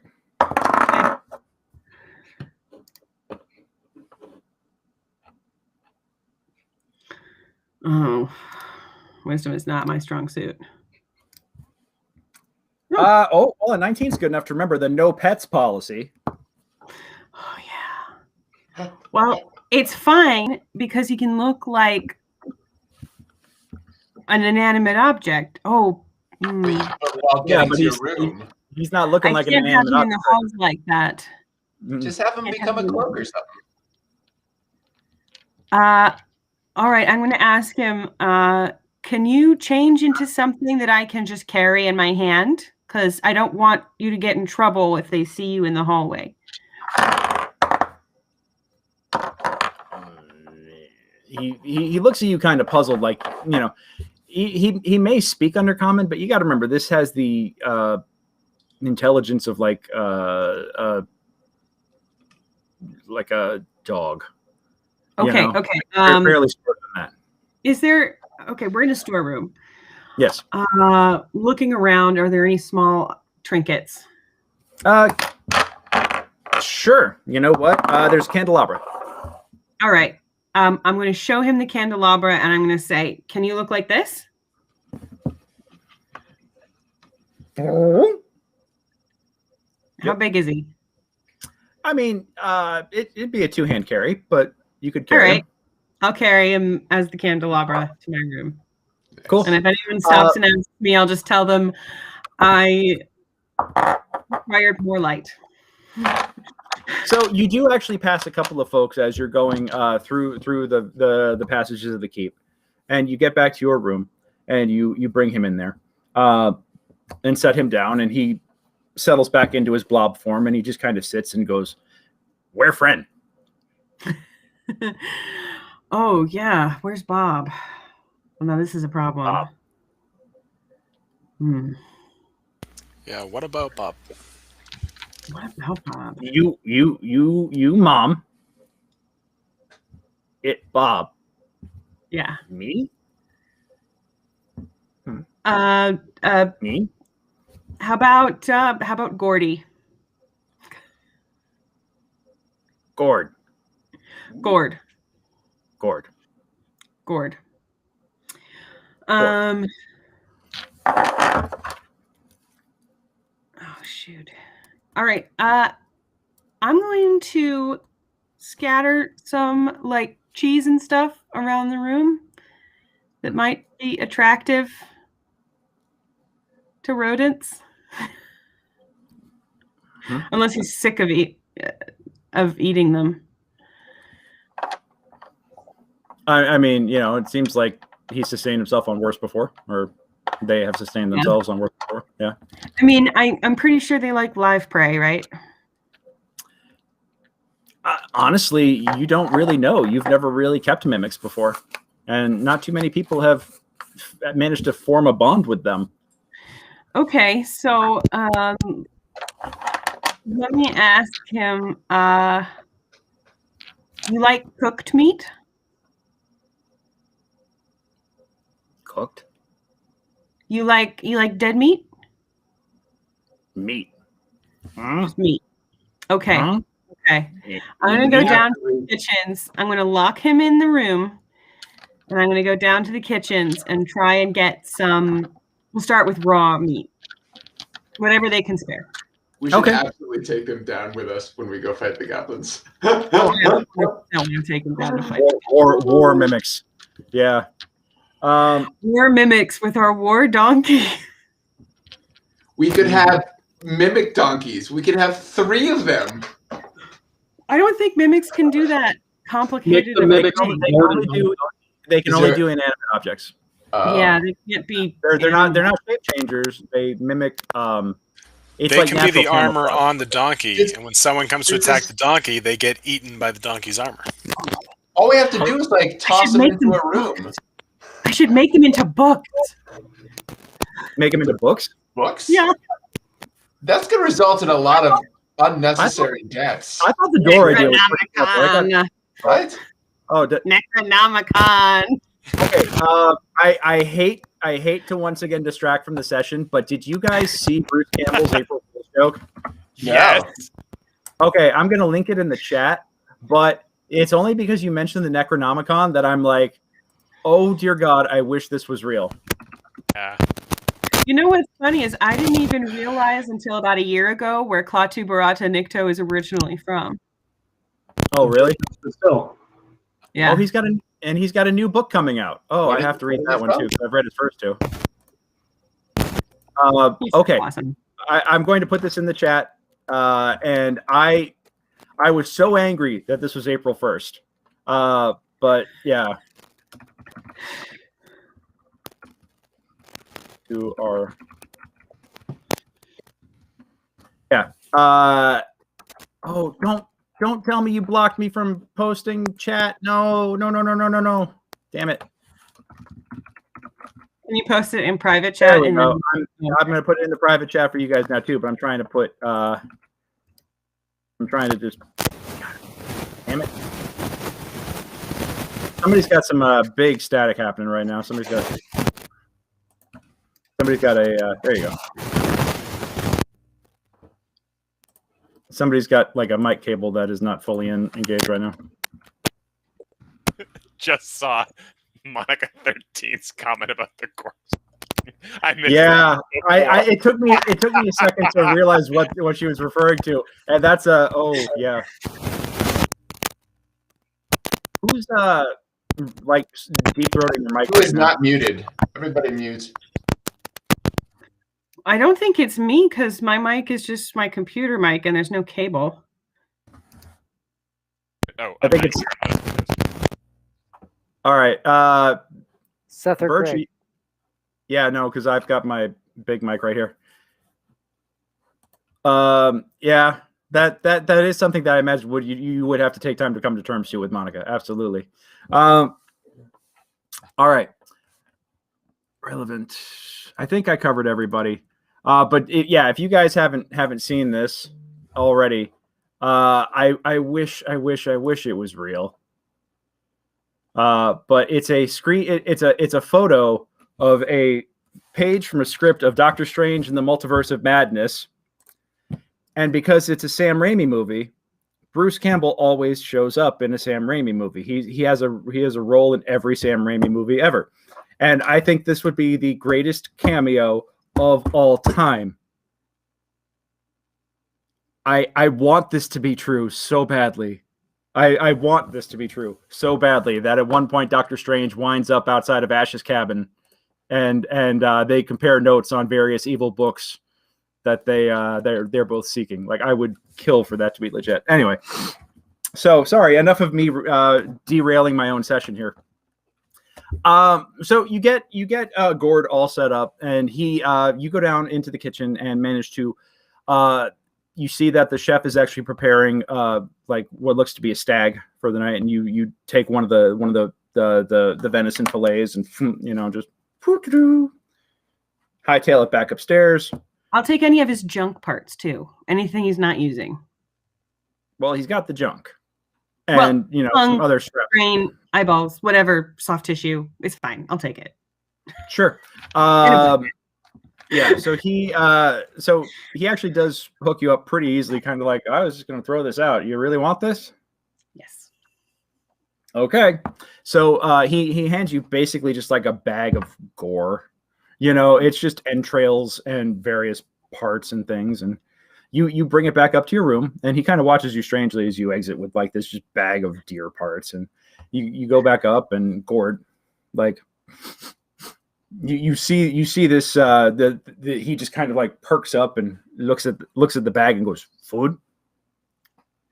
This is all for you, buddy." Dives on in and just obliterates it. Like, now. You have like a trash compactor living in your room. Fantastic. Yep. We are never going to have a problem with leaving corpses behind again. Especially once I have the second one back in hand, which is worrisome. Give me a wisdom check or an insight check if your insight's higher than your base wisdom.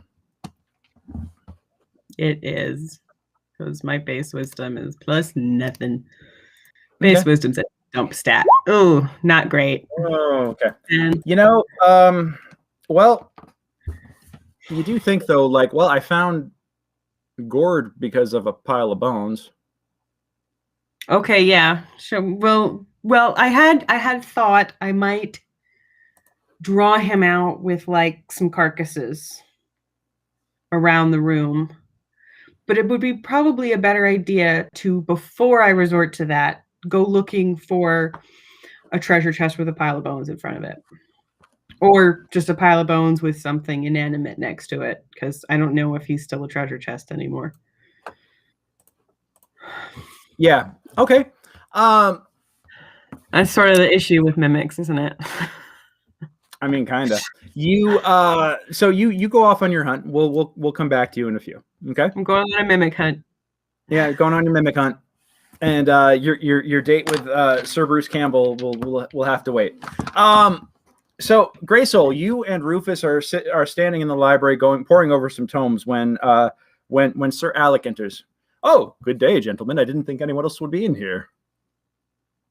Good day to you, sir. What are you fine fellows doing at this hour in here? Am I interrupting anything? No, that's weird. We are researching vampire compulsion. Break it. Oh, well, that's wonderful. I'm here to research vampire weaknesses and how to destroy them. Your companion, Tara Firth, was going to come and join us shortly, so eagerly awaiting her arrival. Let's do a round of Arcana checks with advantage, or actually religion checks with advantage. We'll do religion because you're in a religious library. Let's do a round of religion checks with advantage. Okay, that'll just give me a regular check because it's intelligence based. Yes, it will. And I'm going to give myself guidance for an extra D4. Okay. And as you say your prayer to Lyra, for her guidance, they both kind of stop and look at you strangely. Like, are you sure that Rufus kind of looks at Sir Alec and looks back at you? He's like, are you sure that the goddess of lies is the person that you want to be asking for an intercession when doing research? I mean, just like, and he's like, yeah, that does seem a little strange to me. Well, it's my goddess. Who else would I ask? Oh, well, I understand, but like when you're talking about a goddess of deception, like how can you be certain that she's being truthful? Just, I don't know, just shot in the dark here. I see your point. I don't have a counterpoint. Well, except for the fact that with a 22, you happen to just like pick up a tome. You're looking them dead in the eyes. You pick up a tome. You slap it down on the table. You open it up. You look down and go, oh, hey, right here. What do you know? List of weaknesses. Sweet. Yeah. And they're both like, oh, and you lift the book up and it's Van Richten's Guide to the Undead. Hopefully he has an interesting writing style as we start diving into this list. Well, what's on the index, Greg? How many chapters are we looking at? I mean, you opened it up literally to the section on weaknesses. Nice. And they have a series of flaws actually that you are that you can go over here. The first one is forbiddance. The vampire cannot enter a residence without invitation from one of the occupants. They are hurt by running water. Functionally speaking, if it ends its turn in running water, it actually takes damage as if it was acid. But it has to be running water. It just can't be splashed water or anything like that. It actually has to be like a body of water that is flowing. Stake to the heart. A piercing weapon made of wood is driven into the vampire's heart while the vampire is incapacitated. In its resting place, the vampire is paralyzed until the stake is removed. And sunlight hypersensitivity. The vampire will burn in direct sunlight and will eventually disintegrate if left out long enough. Okay. Yep. Anything else? They specifically mention things like garlic, old wives' tale, and Sir Alec is like, darn it, I thought that one was a lock. What about breaking this compulsion? Breaking compulsions. Let's do another check.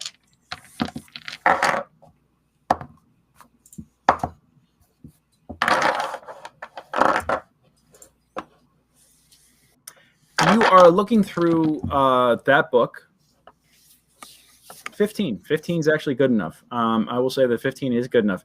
You could see that a vampire has the ability, when it locks eyes with somebody, it has the ability to dominate them. Now, what that does from what you could tell is that it creates a mental link where they can send commands to the vampire can send commands to its victim. And the only ways to really break it are the death of the controller, the one controlling them, or you see that there are experimentations that have been done with spells like protection from evil and good, or protection from good and evil, and other warding kind of spells, but it seems like they can do a lot of harm to the victim. And you can also see that if the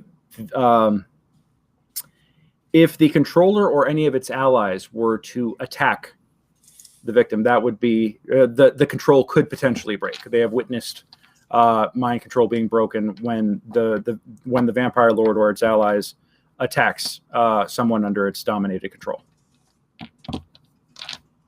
All right, good stuff.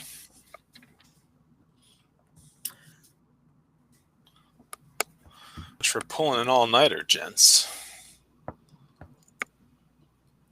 They're looking at each other. I thought she was going to be joining you here. I don't know. I thought she was going to be joining us too. She seemed really interested in doing some in-depth research. He says, deadpan. Right. Well, since maybe I'll go try to track her down. You want to pass any notes to her, Sir McDreamy Knight? Oh. Well, thank you.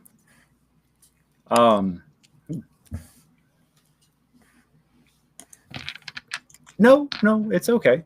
I have other duties I must attend to, but I appreciate the good work that you've done here tonight. Grey Soul, is it? That's right. Yes, that's right. Church of Lyra, that's right. Very good. Very good. Very nicely done. All right. So he heads out. And Rufus is like, "Wow, all right. Well, I think we've got some stuff to work on. Well, how do we want to handle this?"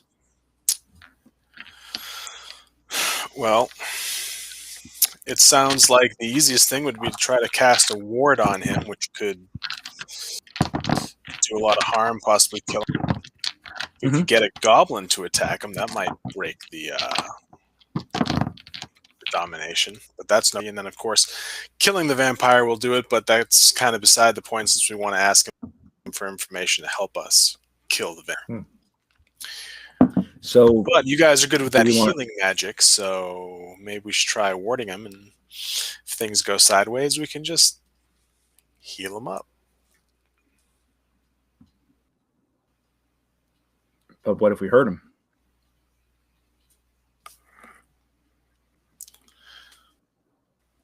I mean, he did swing my face, so it's an imperfect. You gotta break a few balls. Okay. Well, we'll. You gotta slice up a few pigs to make bacon. Am I right? But this is like a business. You guys have a bad track record with small business owners in this city, guys. I mean, this. Can I just bring this up? That it seems like have a bad track record with being tied into evil intents. We're just bringing to light. Don't blame the messenger. I didn't dominate this guy. Some crazy vampire or rat lord did. I suppose you got a point. Okay. All right. I will see if we have anybody that has that spell granted to them, and let's see what we could do. Thank you so much for joining us, Monica. Pleasure having you with us tonight. Sorry you got to go, but thank you for hanging out. And we tune in next week, and I'll let you know if you won the drawing for the free session with me or not. Okay? We'll see you soon. All right. And speaking of which, folks, I see that we have a few folks watching on YouTube and Facebook and on Twitch. A bunch of people on Twitch right now. If you put hashtag Holy Bacon, it's a reference to a joke earlier. It seems a lot less relevant now, like even 20 minutes later. But if you put hashtag Holy Bacon in the chat, you will be entered into a drawing for one free session with me. In the Barrowmaze. So you guys want to do some really exciting, crazy stuff? I'll give you a free seat at a table in the Barrowmaze. Gonna be fun. So yeah, hashtag Holy Bacon. That was today. That was today. Hey man, you're the one who wanted to hang out back at the at the baths. I gave you plenty of plot hooks to leave. I'm just saying. Look, someone's got to save the world. I don't know what to tell you. You're just being a responsible adventurer. I understand. Yeah. Birch and I are ready, and also that is an oxymoron. Responsible adventurer. You are Birch. You're welcome to come join Brick over at Skies. What is that? Is that place that has like magical retired stuff? adventurer? She has retired adventurer random crap. So. We'll get to you guys in a second. I'm going to get to you next, but first, Lorenzo. Once Feld tells you he's got you covered, what is it you'd like to do? I would want to go sleep because I have like 4 hit points left. Okay. You get to your estate on the outer on the high banks on the outer ring. It's quiet. You let yourself in the front. Not a care in the world. As you step into the darkness of your home, you step on a piece of paper. Okay. And you don't know how long it's been. You don't know how long it's been there for. I'll read it. Okay. You pick it up and it says, it says, swing by.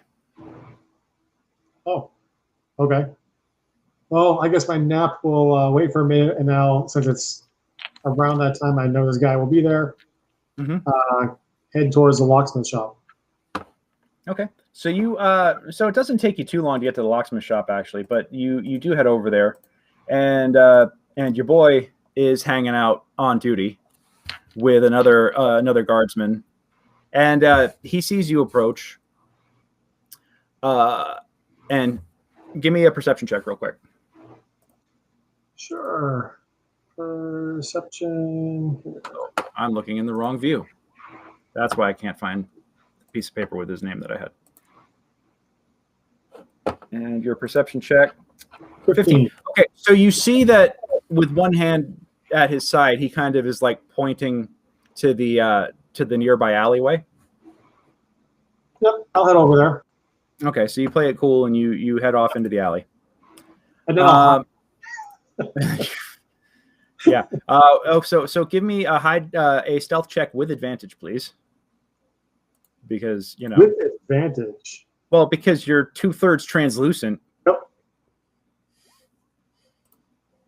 Oh, geez. Continue my trend of not being only an eye. Okay, well, it's a good thing it was with advantage. Is all I'm saying. So.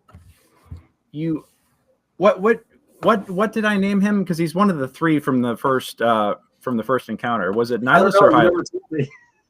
Oh, that's right. Okay, so it's you do recognize the fact that it's Curlin. That's who it was. So you recognize Curlin's handwriting, and he actually signed it with a K. Because Hylam was the one whose foot was unceremoniously cut off by Katha, and he was captured alive, but fading rapidly. So after a minute or two, Nihilus comes. You see Nihilus come into the alleyway, and he's looking around for you, going, "Where'd you go? What do you need?" Jesus, no, not. Helm. he swears. Or Helm's blood. He swears and looks at like, "Oh, don't scare me like that." "Oh, what?" "Still not used to being able to see the wall through you when I look at your eyes. It's just very unsettling." So you wanted to get down there at some point, right?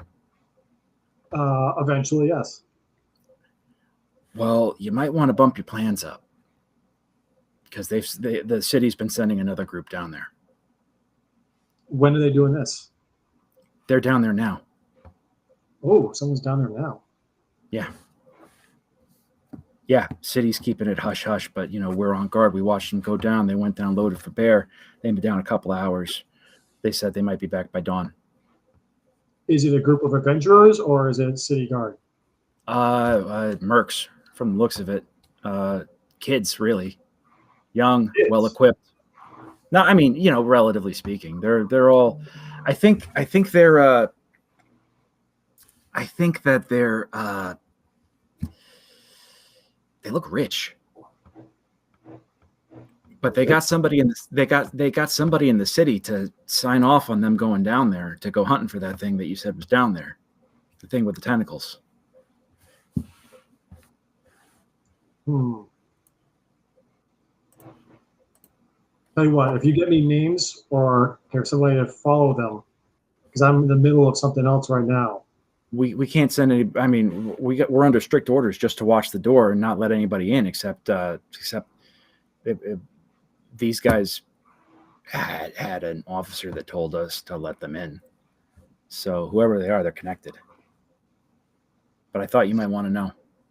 Yeah, I do want to know. Now I'm torn between locking the door behind them or trailing them if they ever come out. Well, yeah, there's 4 of them. Can you give me descriptions of what they look like? Well, one of them, a lot of them were wearing helmets, but there was one who, kind of cute actually, is redhead, short cropped hair, green eyes, scar on her chin, really kind of like sassy. I always like sassy girls. Or just something about it. Just I don't know. But she's just she's down there, and she's got 3 companions with her. Okay. Interesting. Yes, I'm reading a chat here, and I'm also thinking it's Jill. Who? Well, it's two girls and 2 guys. Okay. Yeah. Well, thank you for this information.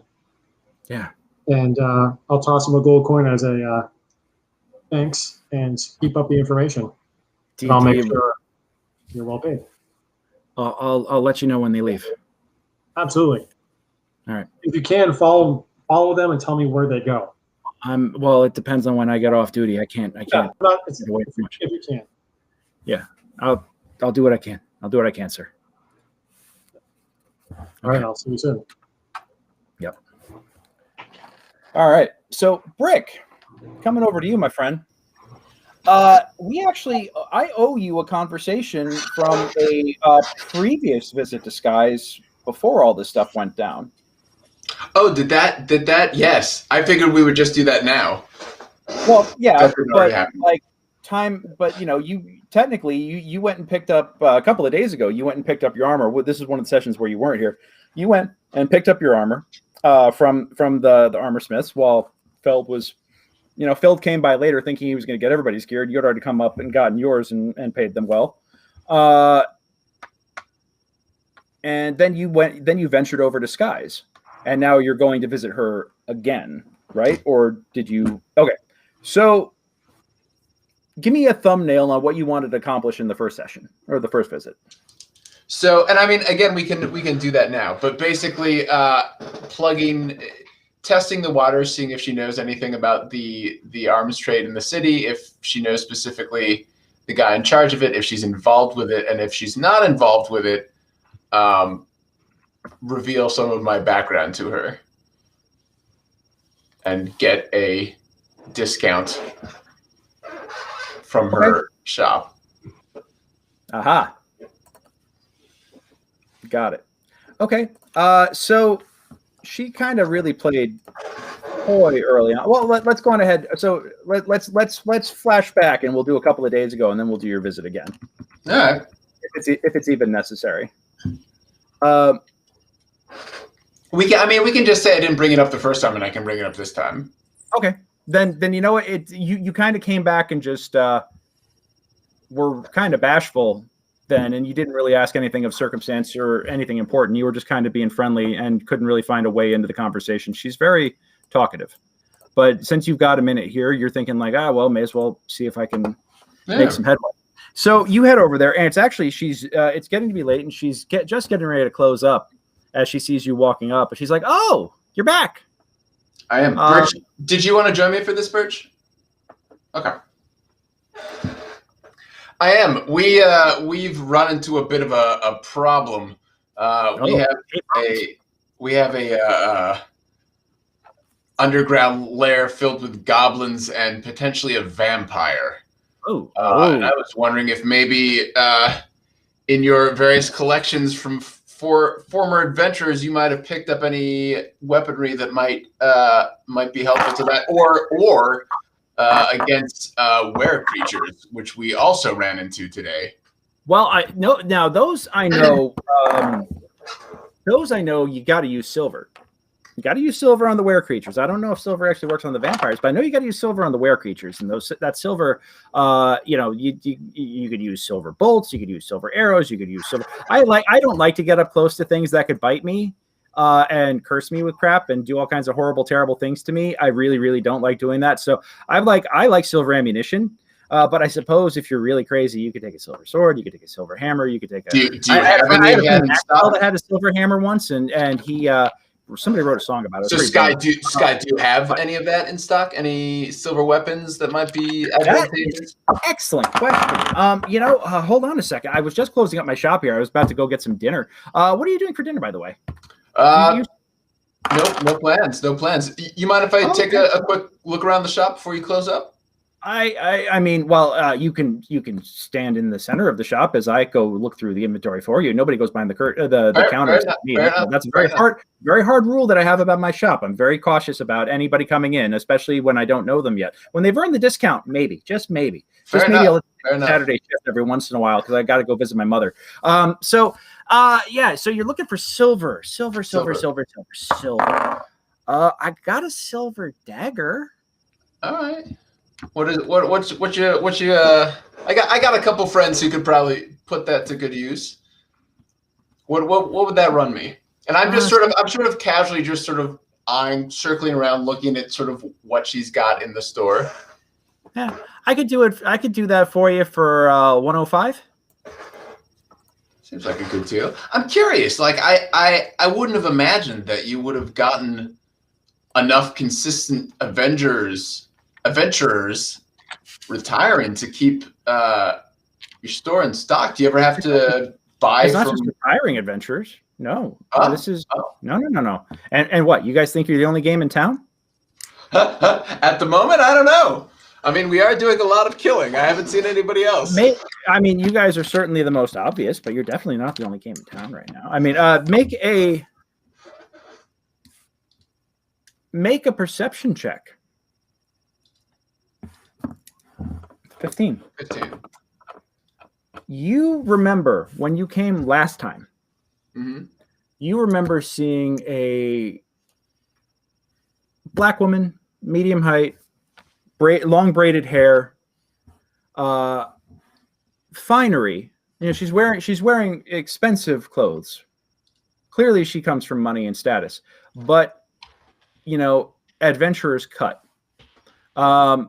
Function over form,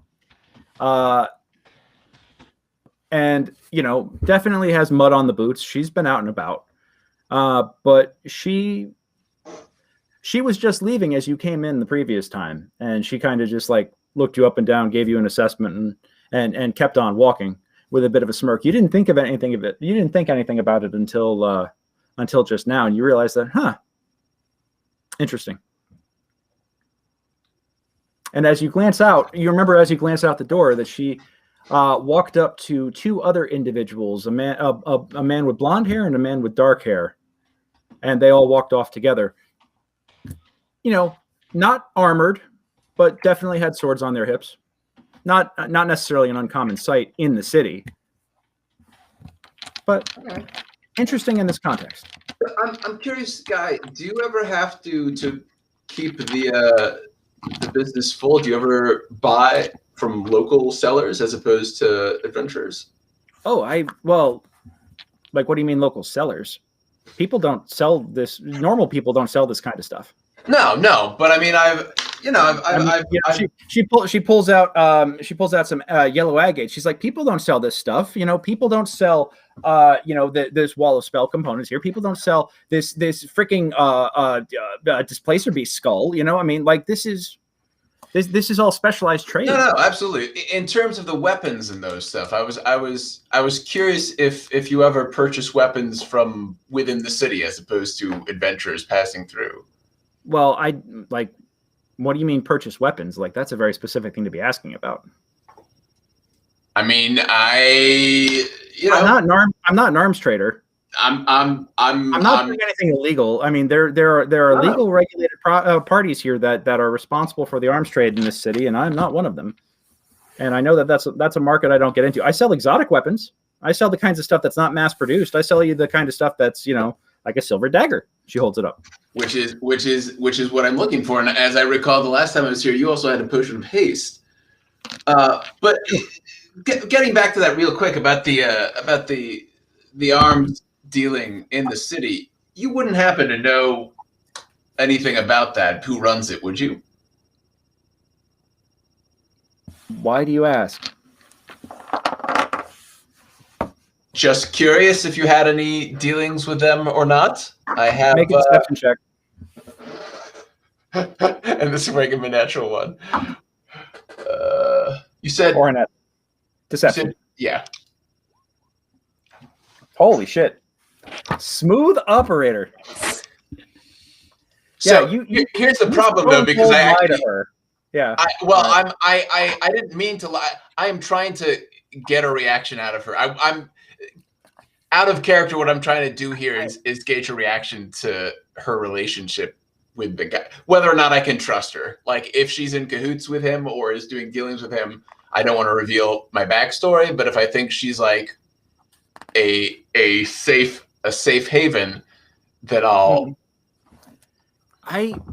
The stuff. Do you remember what I told you about my rules for the adventurers discount? Yes. Yeah, you come by here, you sell me some of what you find. What do you think I sell here?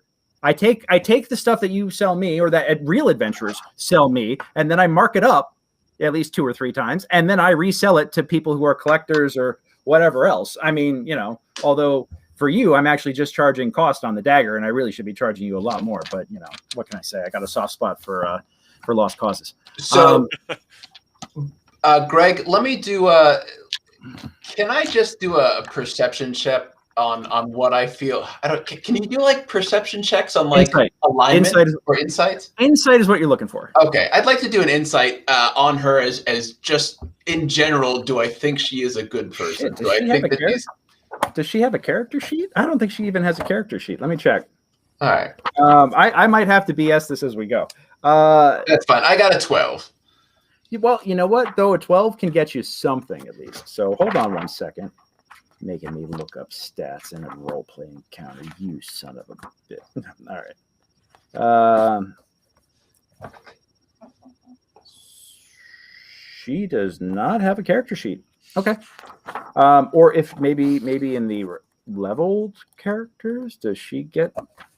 I'm not going to lie. I've only glanced at the later chapters. Well, look, I'll save you some trouble here. I will go ahead and assume that Brick thinks you get the feeling. Okay, how about this? With that, you get the feeling that she's generally a good person. She's just, you know,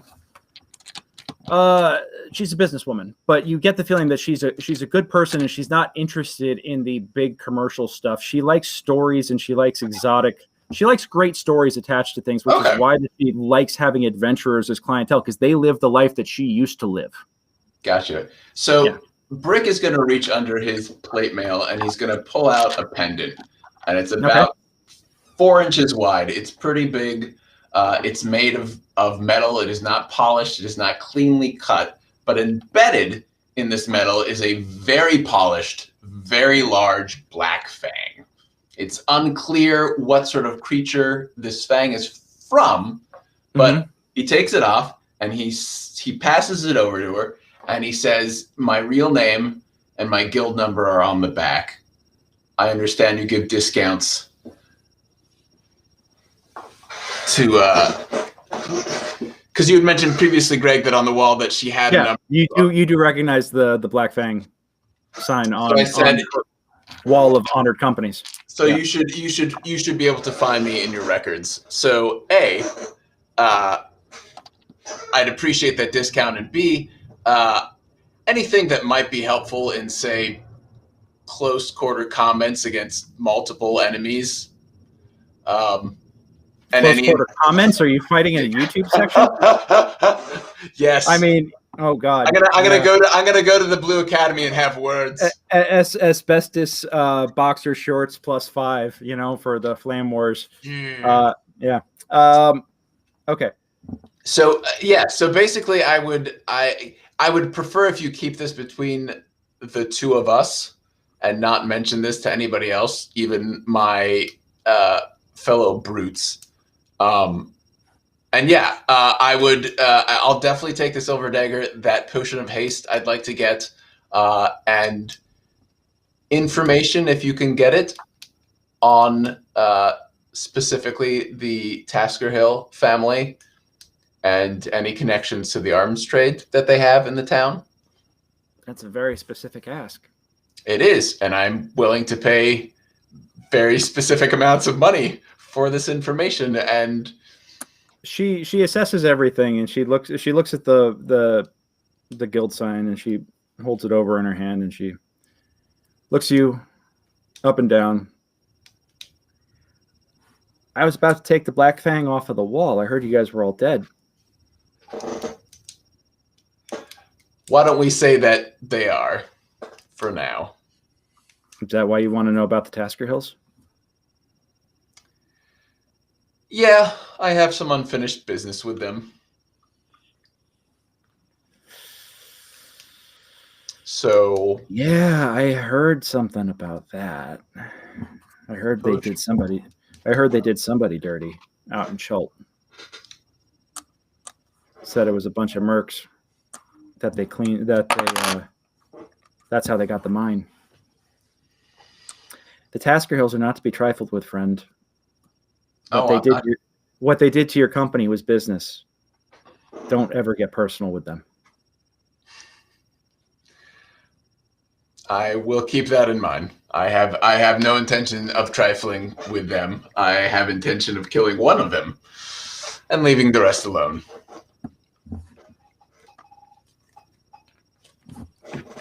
So who do I want to know? Do I really want to know? Probably not. Probably not. Really, I just need equipment from you.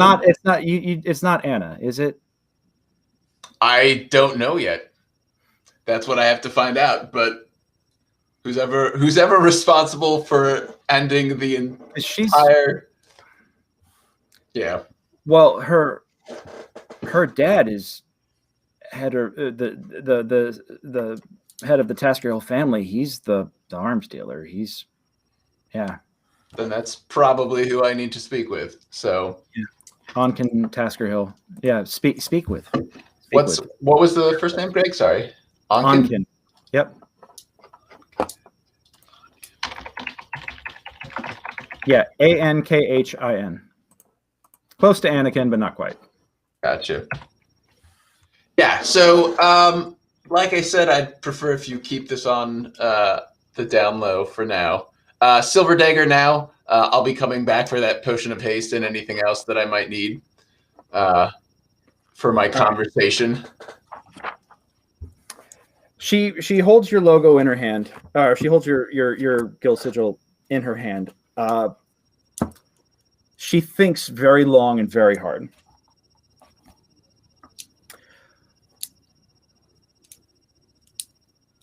If you want the adventurer's discount, the same rules apply. you need to patronize the shop at least once a week. Transactions during these visits are not required, but recommended. I need to hear the latest goings-on of the Black Fang. So, in other words, you need to loop me in on what it is that you're doing in this town, because this will affect my trade and many others. And well, your commander already paid bought the 5,000 gold worth of stuff. So I will, if you can honor those other two terms, I will honor your guild's discount. Done. To bring you up to date, as far as I know, sole remaining member, I am, as I said, here to have a discussion with the individuals who are responsible for murdering my entire guild. And then I don't know. I mean, you can't really have a one-person guild. I suppose I could go back to War College and build it from scratch, but at the moment, I am part of the Brute Squad, and we are doing decent work, pays well. So your friends don't know about this, do they? No, nobody knows about this. Let me tell you right now, if you go down this road, you're putting all of them in a lot of danger. You need to think about that, because this isn't just you anymore. This is your party. This is your team. These are your friends. These people should be as close to you as family. If you're adventuring with them, they trust you with their lives in your hands.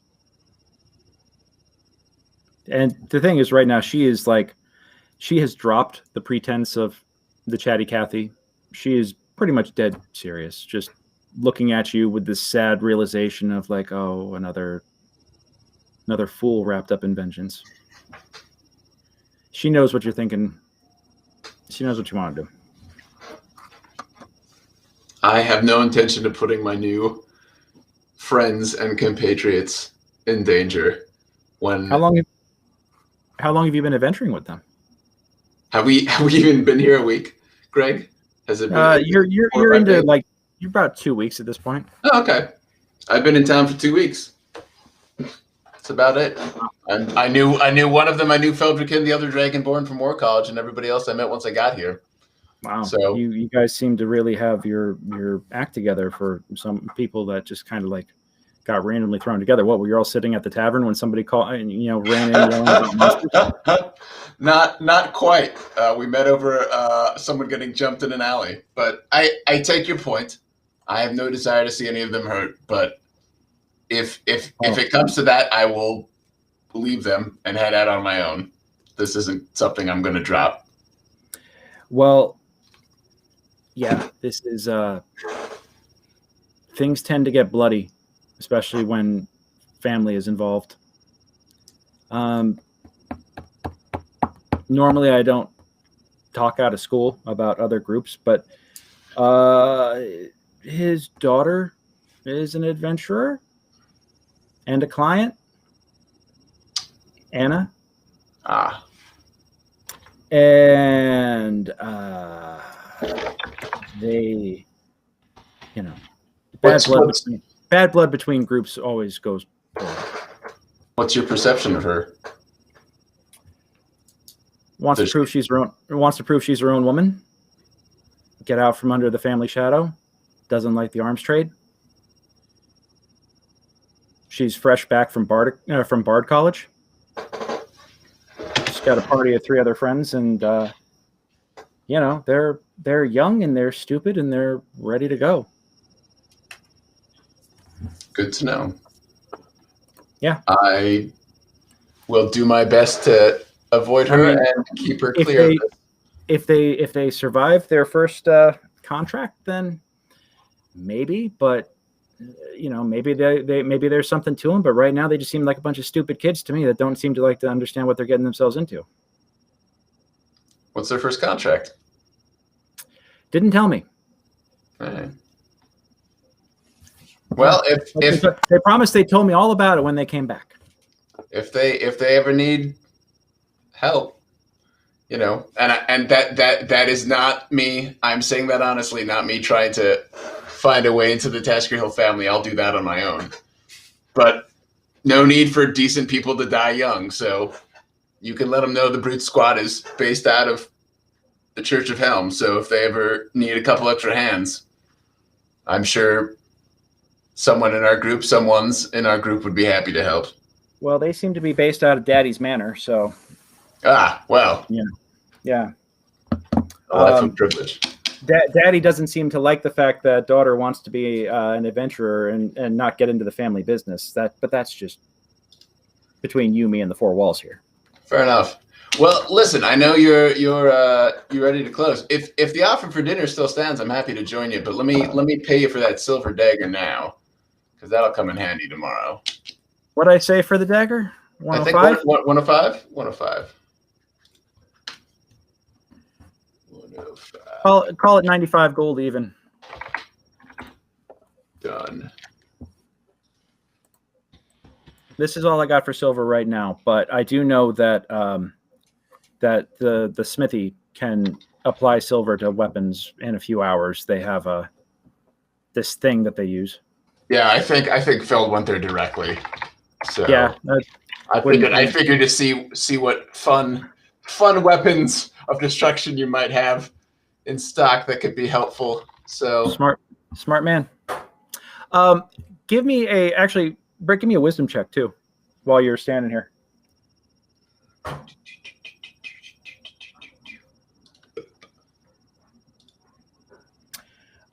Good enough.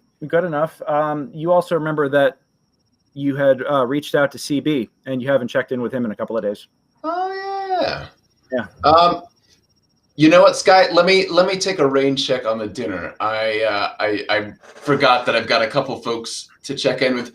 Speaking of which, the last time I was here, there were there. I don't know if that was the adventurers you were speaking of. There was a woman and two men who were walking out when I came in. Braided hair. Yeah. That's Anna. Good to know. That's Anna and her. One of them's her boyfriend. Oh. Yeah. And apparently there's a fourth one with him. It's a fiery redhead. Really? Yeah. She's coming to the shop? No, Anna's come into the shop. Okay. But they had to tell me who all their members were and give me a brief description because I have them in my log here, so I know who to keep track of the discount with. So, I don't know. Maybe out of game. Maybe if you sweet talk her a little bit, she'll show you the roster.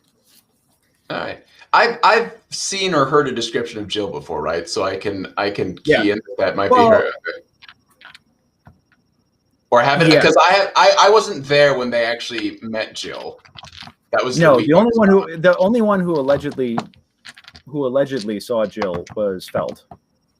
Oh, only one person. Okay. Yeah, there was only one. Okay. You weren't there for that session, but only one person allegedly saw Jill that session. Yeah. Well, then why don't we? What would be best? Why don't we try then? Instead of checking in with CB, let's go wine and dine Sky and see if I can get some more information on the rest of this party. So. Okay. I'll pay her for the silver dagger and said, you know what? Screw it. I can talk to CB later. Why don't we go get some dinner somewhere? My treat. Okay. What are you interested in? And you guys head off into the night. We will come back to you a little bit later on. She's like, she looks up. She's like, I'd like that. Oh, yeah. Who have I not covered? Lorenzo, Graysoul, Seneca, Birch. Seneca and Birch, you guys back in the... Oh, crap, it's 9:15. Wow, we've been going a while. You guys are back in the bathhouse. What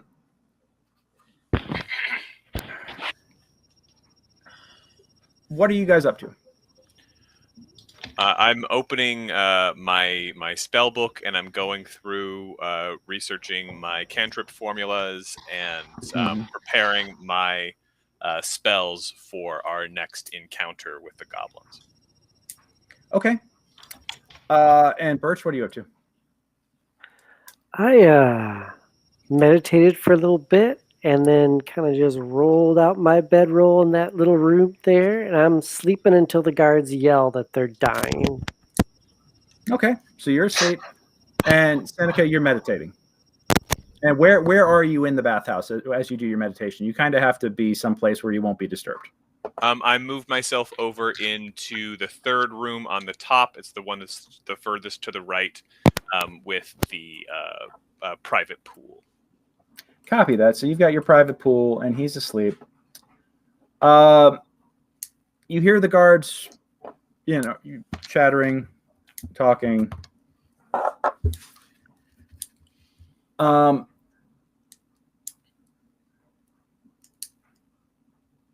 Give me a perception check. Perception. Copy that. Okay. Yeah, paying great attention while I'm doing my meditating. Yeah, you actually are like wholly in the zone as you meditate.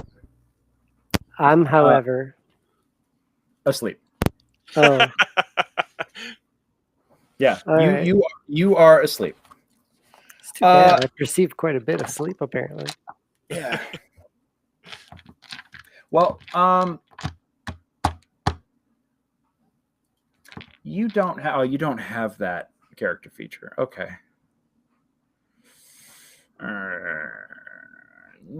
She. Who is it that? It was Grey Soul and it was Brick. Are the ones who I gave the dream stuff, the dreamy dream stuff to. Okay. Yep. Cool. You guys are asleep, or meditating and asleep. The guards are standing guard. And let's see, Tara. Let's get back to you. Looking around for Bob. Nailed it, Seneca. We killed it. Going on a Bob hunt. Yeah. Looking for Bob. Hold down that spa, y'all. There's some reeds. Shh, shh, shh, shh. Sorry. That's okay. So you go. You're looking around, and give me a perception.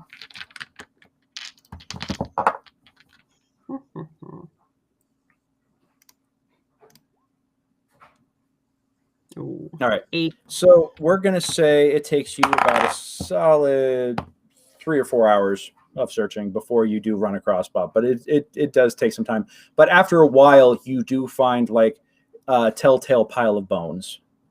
Damn it, Bob! You're making me miss my date.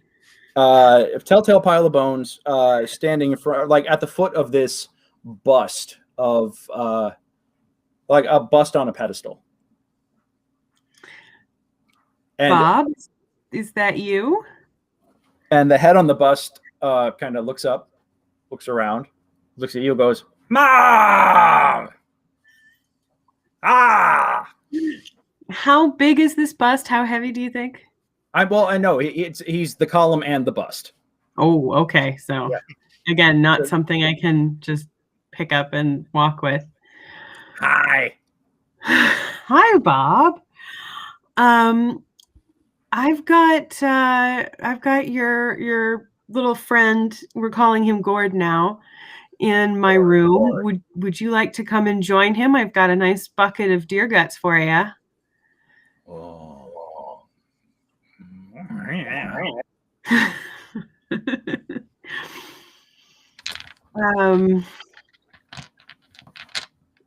I think, is there anything around me that's smaller than the bust and the column and all that junk?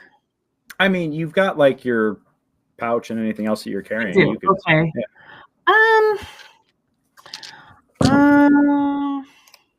What I do have some things. Where did I get my stuff? Oh my god. I have my loot. I'm going to point to my loot and say, "Can you turn into this?"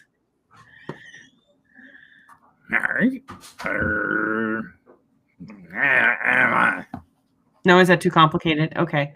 Well, I need to carry you to the room. I can't have you in your regular mimic form. We'll get in trouble.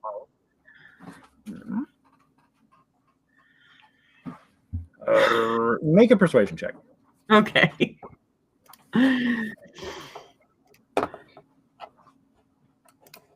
Gourd was so much easier. Oh, and you're just like, you kind of scritch it. You give him a little bit of scritch behind the ear. He's like, and he just, plops into a loot. Okay, I'm gonna pick him up, and you know what? I'm gonna like do something with the bones, like get them out of the way so they're not. You kind of like kick them down the hallway a little bit. Yeah, so they're not just like a pile of bones in the middle of the hall. Nobody else seemed to notice them, which is the funny thing. Yeah, it's fine. It's fine. I'll take him to my room, and I'll get him fed as well. Okay. So you take him back to the room, and he comes in, and he kind of like he sees Gord like just gorging himself, and he plops into natural mimic form, which is just like a ditto with a fucking shark mouth, just like just starts going ham on this bag of deer guts, and just is like, okay, you know, so, you gotta stay in here now when I'm. Unless I'm bringing you with me. But I'll probably bring you when we go down into the Warrens tomorrow.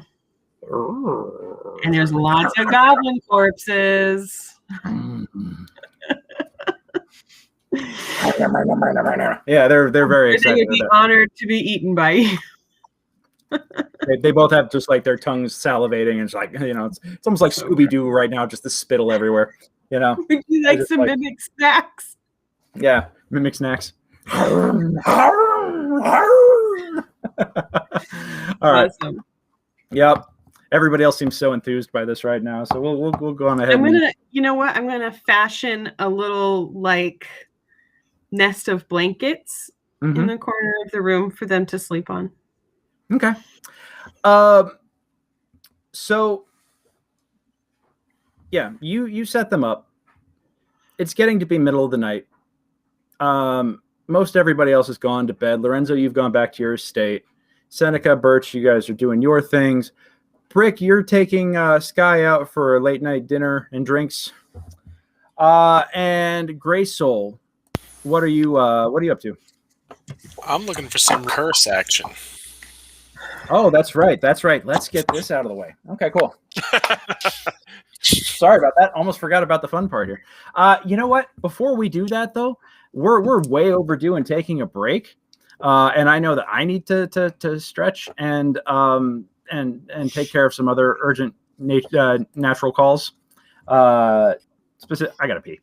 So I'm gonna say let's take 10 real quick and do that. And I will 10 into tentacles and a beak. Yeah, precisely. Hashtag tentacles in a beak.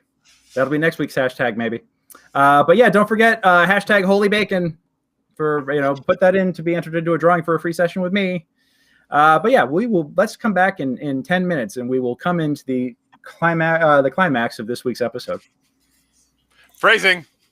Phrasing. Yep. And don't forget, guys, hot mic. But we will be right back. So yeah.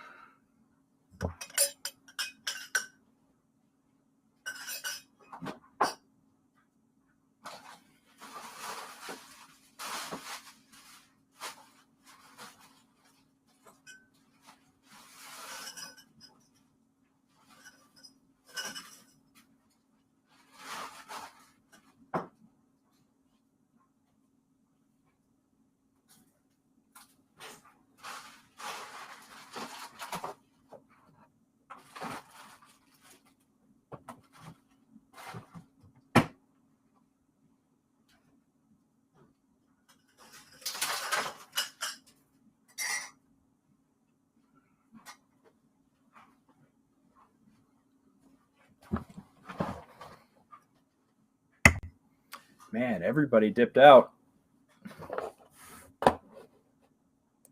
Don't blame him for taking a break.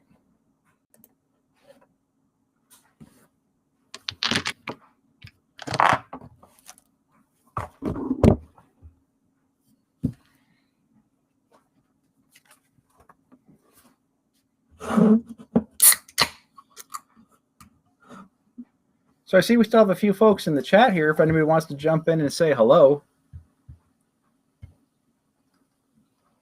See, we still have at least 3 folks watching right now. A few more probably. You guys enjoying tonight's session?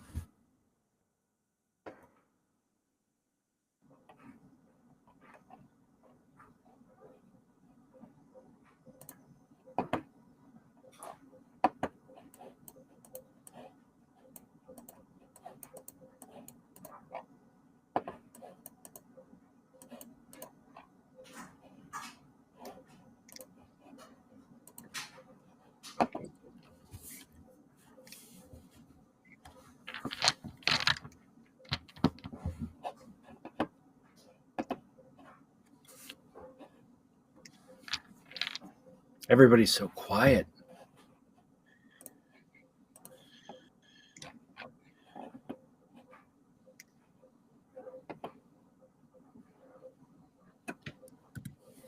Sorry, I'm trying to make sure I have the right spells for our Death Day party.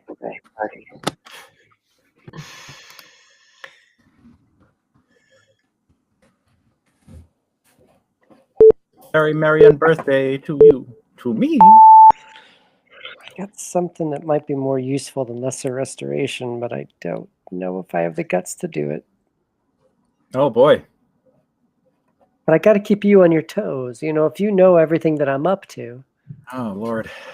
Well, you guys are going to find out what I got planned for you here in a second. So this is where it's going to get fun. Well, I can't change my spells yet anyway. I'm still just sleeping. Yeah, you're asleep. You're asleep, and Seth is meditating. I have no one to talk to. I assume I'm meditating as well. Okay, well, I mean, you're still wrapping everything up with Bob and Gord. Okay. Yeah. So glad to have you. Hit points. I'm gonna need a long rest at some point. Yeah. And Paul is still hanging in with us. Appreciate having him on here so far. He's enjoying everything, even with spotty airplane Wi-Fi. Dude, God bless you for hanging in. Appreciate having you rolling with us tonight, even in spirit. We won't have to work too hard to catch you up next week. So yeah, don't forget, folks. Hashtag Holy Bacon in the chat for a free session to be entered into a drawing for a free session with me as your DM. Free session in the Barrowmaze.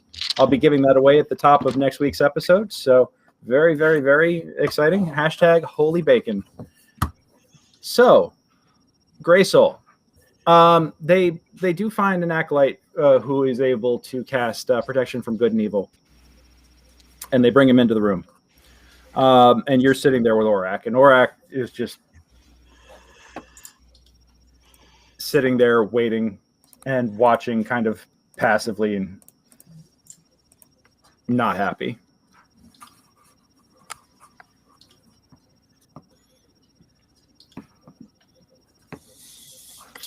The acolyte comes in and places the...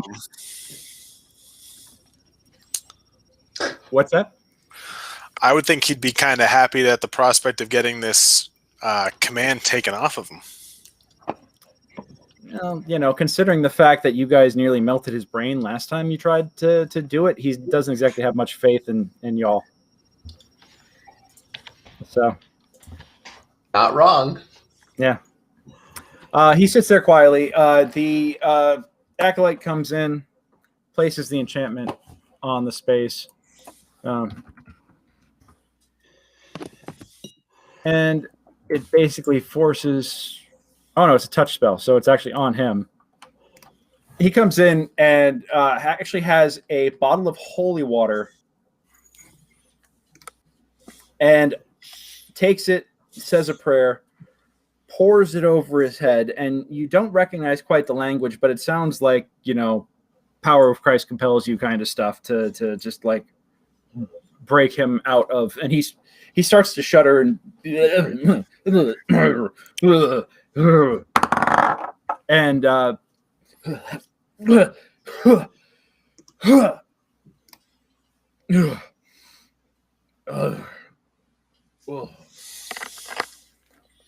oh, that's gross. You just gonna keep pissing on me head all night? What's going on? Well, that depends. Are you free of your compulsion? Can you answer some questions without killing yourself? I don't know. Ask me a question. Are you under the compulsion of Drakthar? I was. Don't know if I am now or not. So tell me, how did you get rolled up in all of this? I didn't remember. I remember locking up one night, and I knew that the door in my shop went down into what used to be a dwarven temple. Me people would go down there, worship Moradin, on the holy days, and nobody had been down there in a while. Sometimes they used it for storage, led into caverns, and would go down. But I remember standing in the middle of spa and seeing this fog come under the door and thinking it was weird. And then I remember seeing it take a shape. And then I remember nothing. Except I remember thinking that I had to I had to open up the door at night to let these little buggers out and let them back in. And to not let anybody ever go down there again. Just my mind forcing me to do that.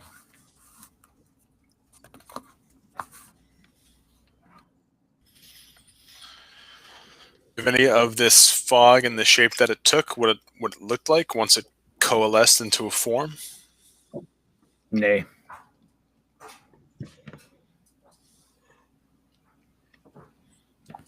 I didn't. You don't happen to... Moradin's truth. Moradin's truth. You don't happen to speak Goblin or Undercommon, do you? Why would I want to speak the tongue of them little green bastards? Well, if you did, you'd have heard them talking as they were coming and going. I mean, me and my companion are aiming to go down there and wipe them out, so any assistance you can give us in the form of information would be appreciated. Well, I had a storeroom, and back of it opened up into a cave, and the cave went down. Occasionally, I'd have to go down there and clean it out, if you know what I mean. But by and large, nothing ever came up that really bothered us.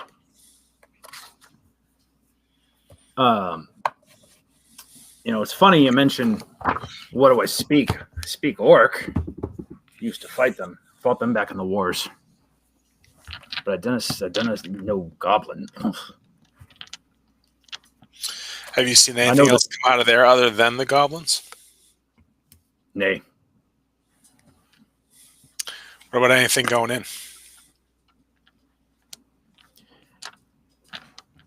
If anything even tried to approach the door, I was under orders to kill it. No questions asked. I noticed that. Yeah. Yeah.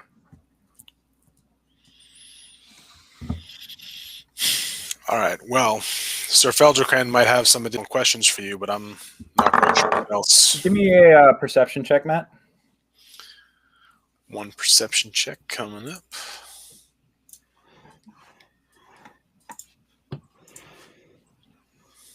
You hear the chime of the front door off in the distance, and Rufus says, "I'll get it." And he gets up and heads out of the room. Just keep going. I'll be back. I'll see what it is. Okay. Yeah. He exits.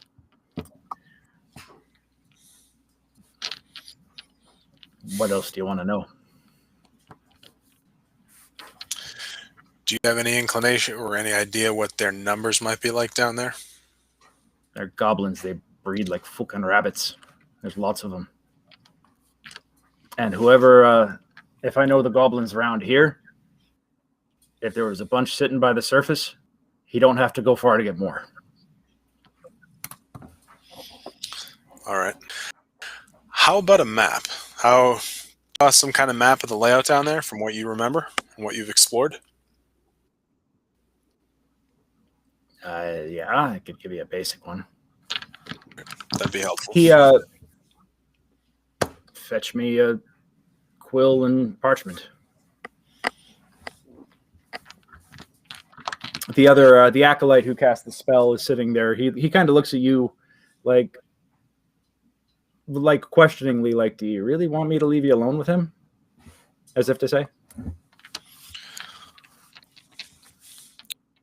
Where are we right now? Are we in the library at the moment? No, you're not in the library. You're actually in a private chamber. You actually recognize this as the chamber where you were zone of truthing yourself. Yeah. Yeah.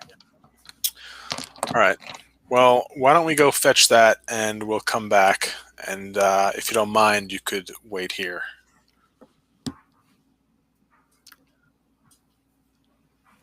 Give me an insight check.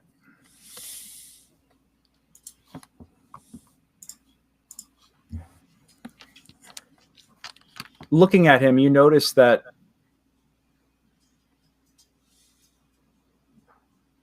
he twitches for a second, and then kind of like you see his one good eye kind of go out of focus for a moment, and then snaps back, and he looks at you and says, "Yeah, I can wait here, no problem." Okay, great. I'll stay right here. All right, so I'll exit the chamber with the acolyte. Before you leave, the acolyte goes out. Hold.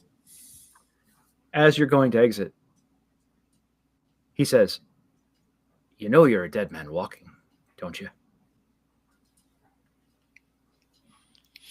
Aren't we all? Do you want to elaborate on that? I'm coming for you.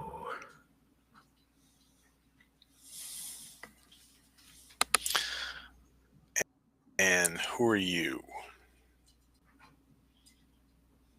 Your death. Drakthar, it's Drakthar.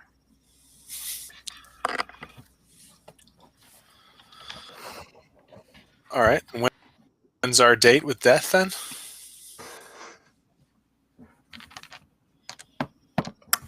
Give me a perception check.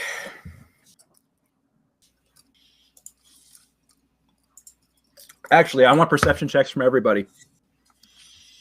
Everybody, including the boys in the sauna. The boys in the sauna, you guys get it with disadvantage. 9. Yeah, we're really perceptive, guys. Rick is distracted by his date. Oh, that is not good. Hey, Birch is doing great. All right. Birch is asleep, and he's the only one who can perceive anything. You ask, so when's our date with death? And he just laughs. He laughs and laughs, and then it cuts off, and Orak just snaps back and says,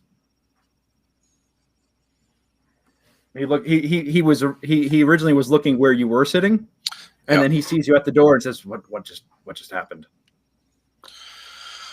Well, Orak, apparently you're not completely free of your connection. Before you can even say that, we're going to do a little around the world here. Brick, you're sitting at a tavern. You're actually sitting at the tavern that you frequented for, oh my God, why am I blanking on the name right now when I need it? I should have known this one. You are hanging out at the Tip Tankard, and you're having drinks and you're having a good time. You're both laughing and enjoying each other's company, and she's, seems to be kind of enchanted with you. And you're in the middle of telling her this really funny story about this one thing that you guys did with the with the flour and the shaving cream at War College when you stuck the thing full of it under the door and then stomped on it so it shot out. And she's laughing at it, and then she kind of like looks past you and stops laughing. And you see this expression on her face get really fearful. And she says, "There's smoke."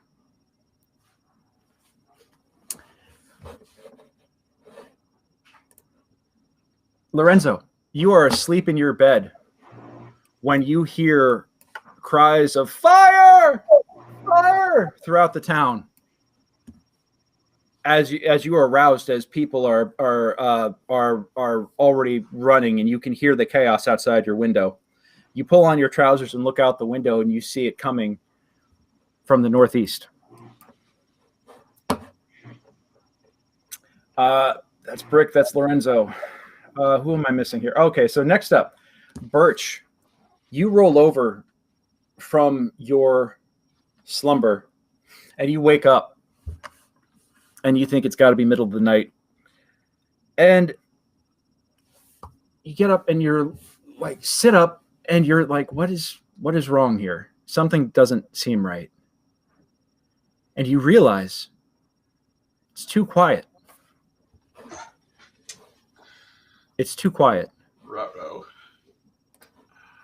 You get up, and you sit up. What would you like to do? You're sitting. You're in that little changing area on your bedroll on the floor. Well, the door should be kind of propped open. So yeah, it's actually like really like a beaded curtain. Okay. Do I see the guards? You pull the beaded curtain back, and you can see in the candlelight in the room. It's very warm and dramatically lit now since there's nothing coming through the skylight. The guards sit frozen, staring into space. I call out for Seneca. Seneca, give me a wisdom save. Yes, I do every night. You know, I mean, just happens to be convenient this time. That is one hot kitty, is all I'm saying. Okay, so you hear Birch call your name. All right, I'm going to seek him out. Oh, look, is everybody else here? They'll just hang out. No, sorry, no, the rest of the brutes are not here. I will actually. You come out of the. Allow me to actually adjust this on that right freaking window. I'm getting used to. There, put them on GM there. Okay, cool. I ready my lightning lure to pull him out of danger if he appears to be in some. Okay, well he's hanging out down in his corner here, and you hear him call your name, and you come out and you see the guards standing into space. The two of them, were sitting on the floor playing dice. One of them was leaning against the wall. Another one sits with his feet in the pool. They're all staring into space. I splash water on one of I reach down and I splash water on one of their faces. Doesn't even react.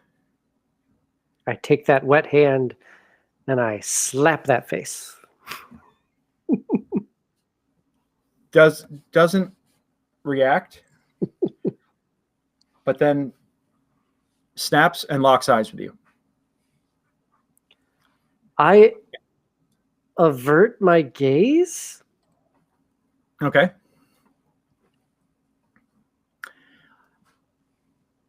The other three stand up, and you see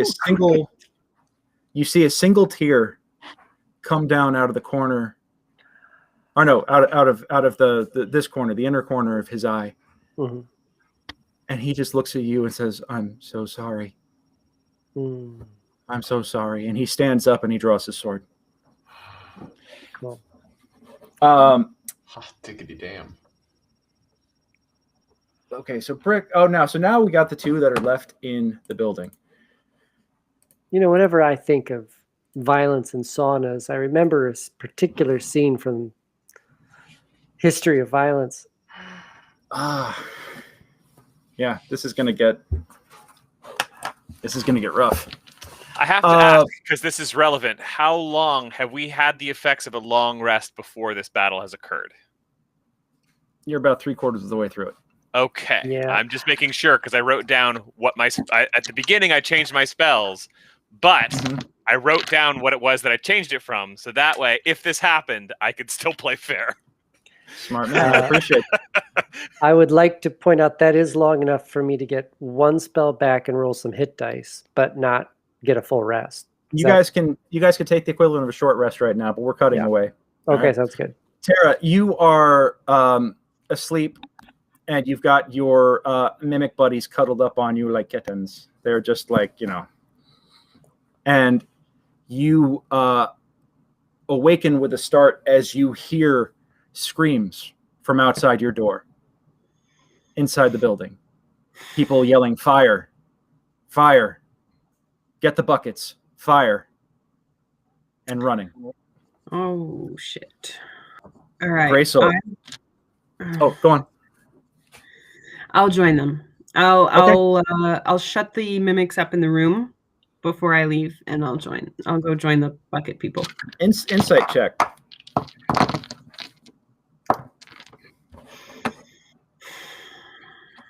Where are you inside? Here we go.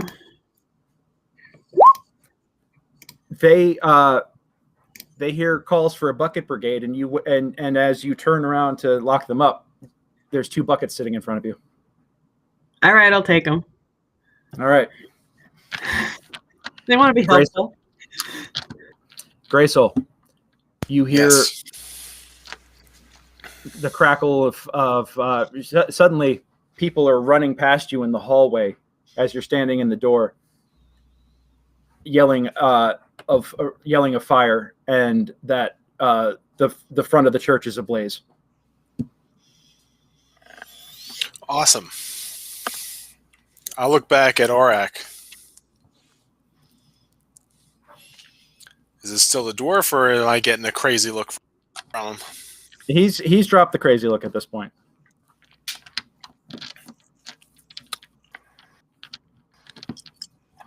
All right, I guess we better get out of here before we burn to death. Where are you headed? Trying to help put out the fire?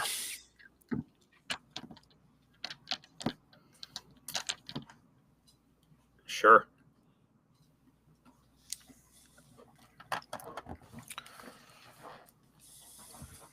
So are you headed for the front?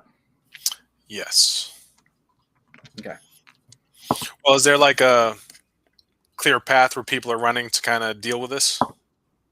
Yeah, you can see that there are folks with buckets running to the front, and that as you get there, or as you're heading towards it, and there are folks already getting buckets out, and you can see the smoke pouring in from the front door. You hear people suddenly start screaming in horror, screaming bloody murder in horror. And as you get closer to the front of the building, you can see that the front doors are currently ablaze. And somebody has broken them open. Most of the building is actually stone, so the doors are ablaze, but everything else can't really catch. But you look, and you see people screaming in horror as Rufus's body lays in the center of the street, his guts ripped out, strewn across the road, his head chopped off and rolled feet away from him, slaughtered.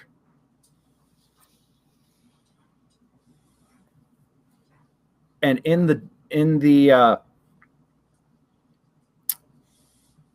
his blood, written in the street, are the words "eye for an eye." Make a wisdom check. All right. Can I give myself guidance on this?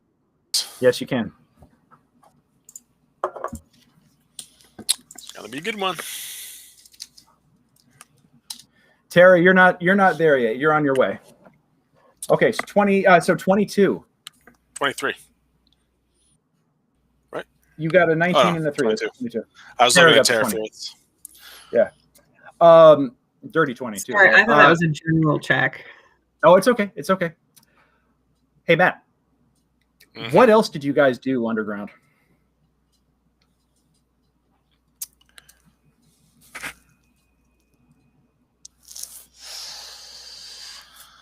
I distinctly recall vigorously cleaning the ground. No. I mean, bringing baked goods to people. Just no, helpful. We may have blown something up. Eye for an eye.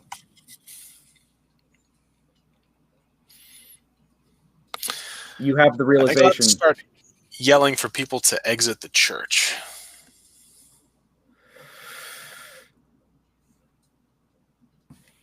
Where's the fire? Your wisdom score is good enough for this. Mm-hmm. You know where the fire is. Yeah. Out on the street may not be the place to go.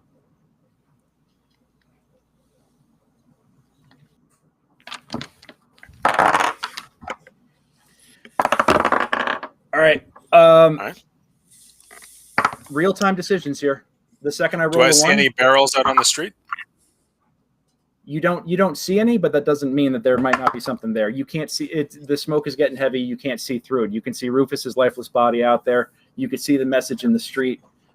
You don't know what else is out there right now. All right. I'll yell for everyone out there to come back into the church and exit from a different position. Nobody is out front right now, but you do hear people.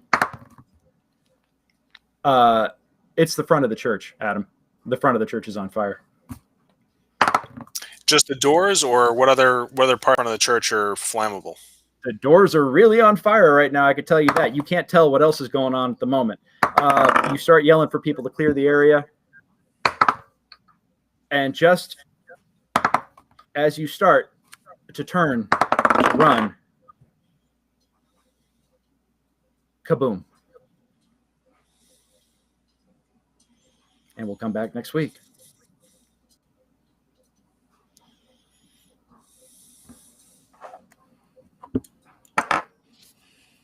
I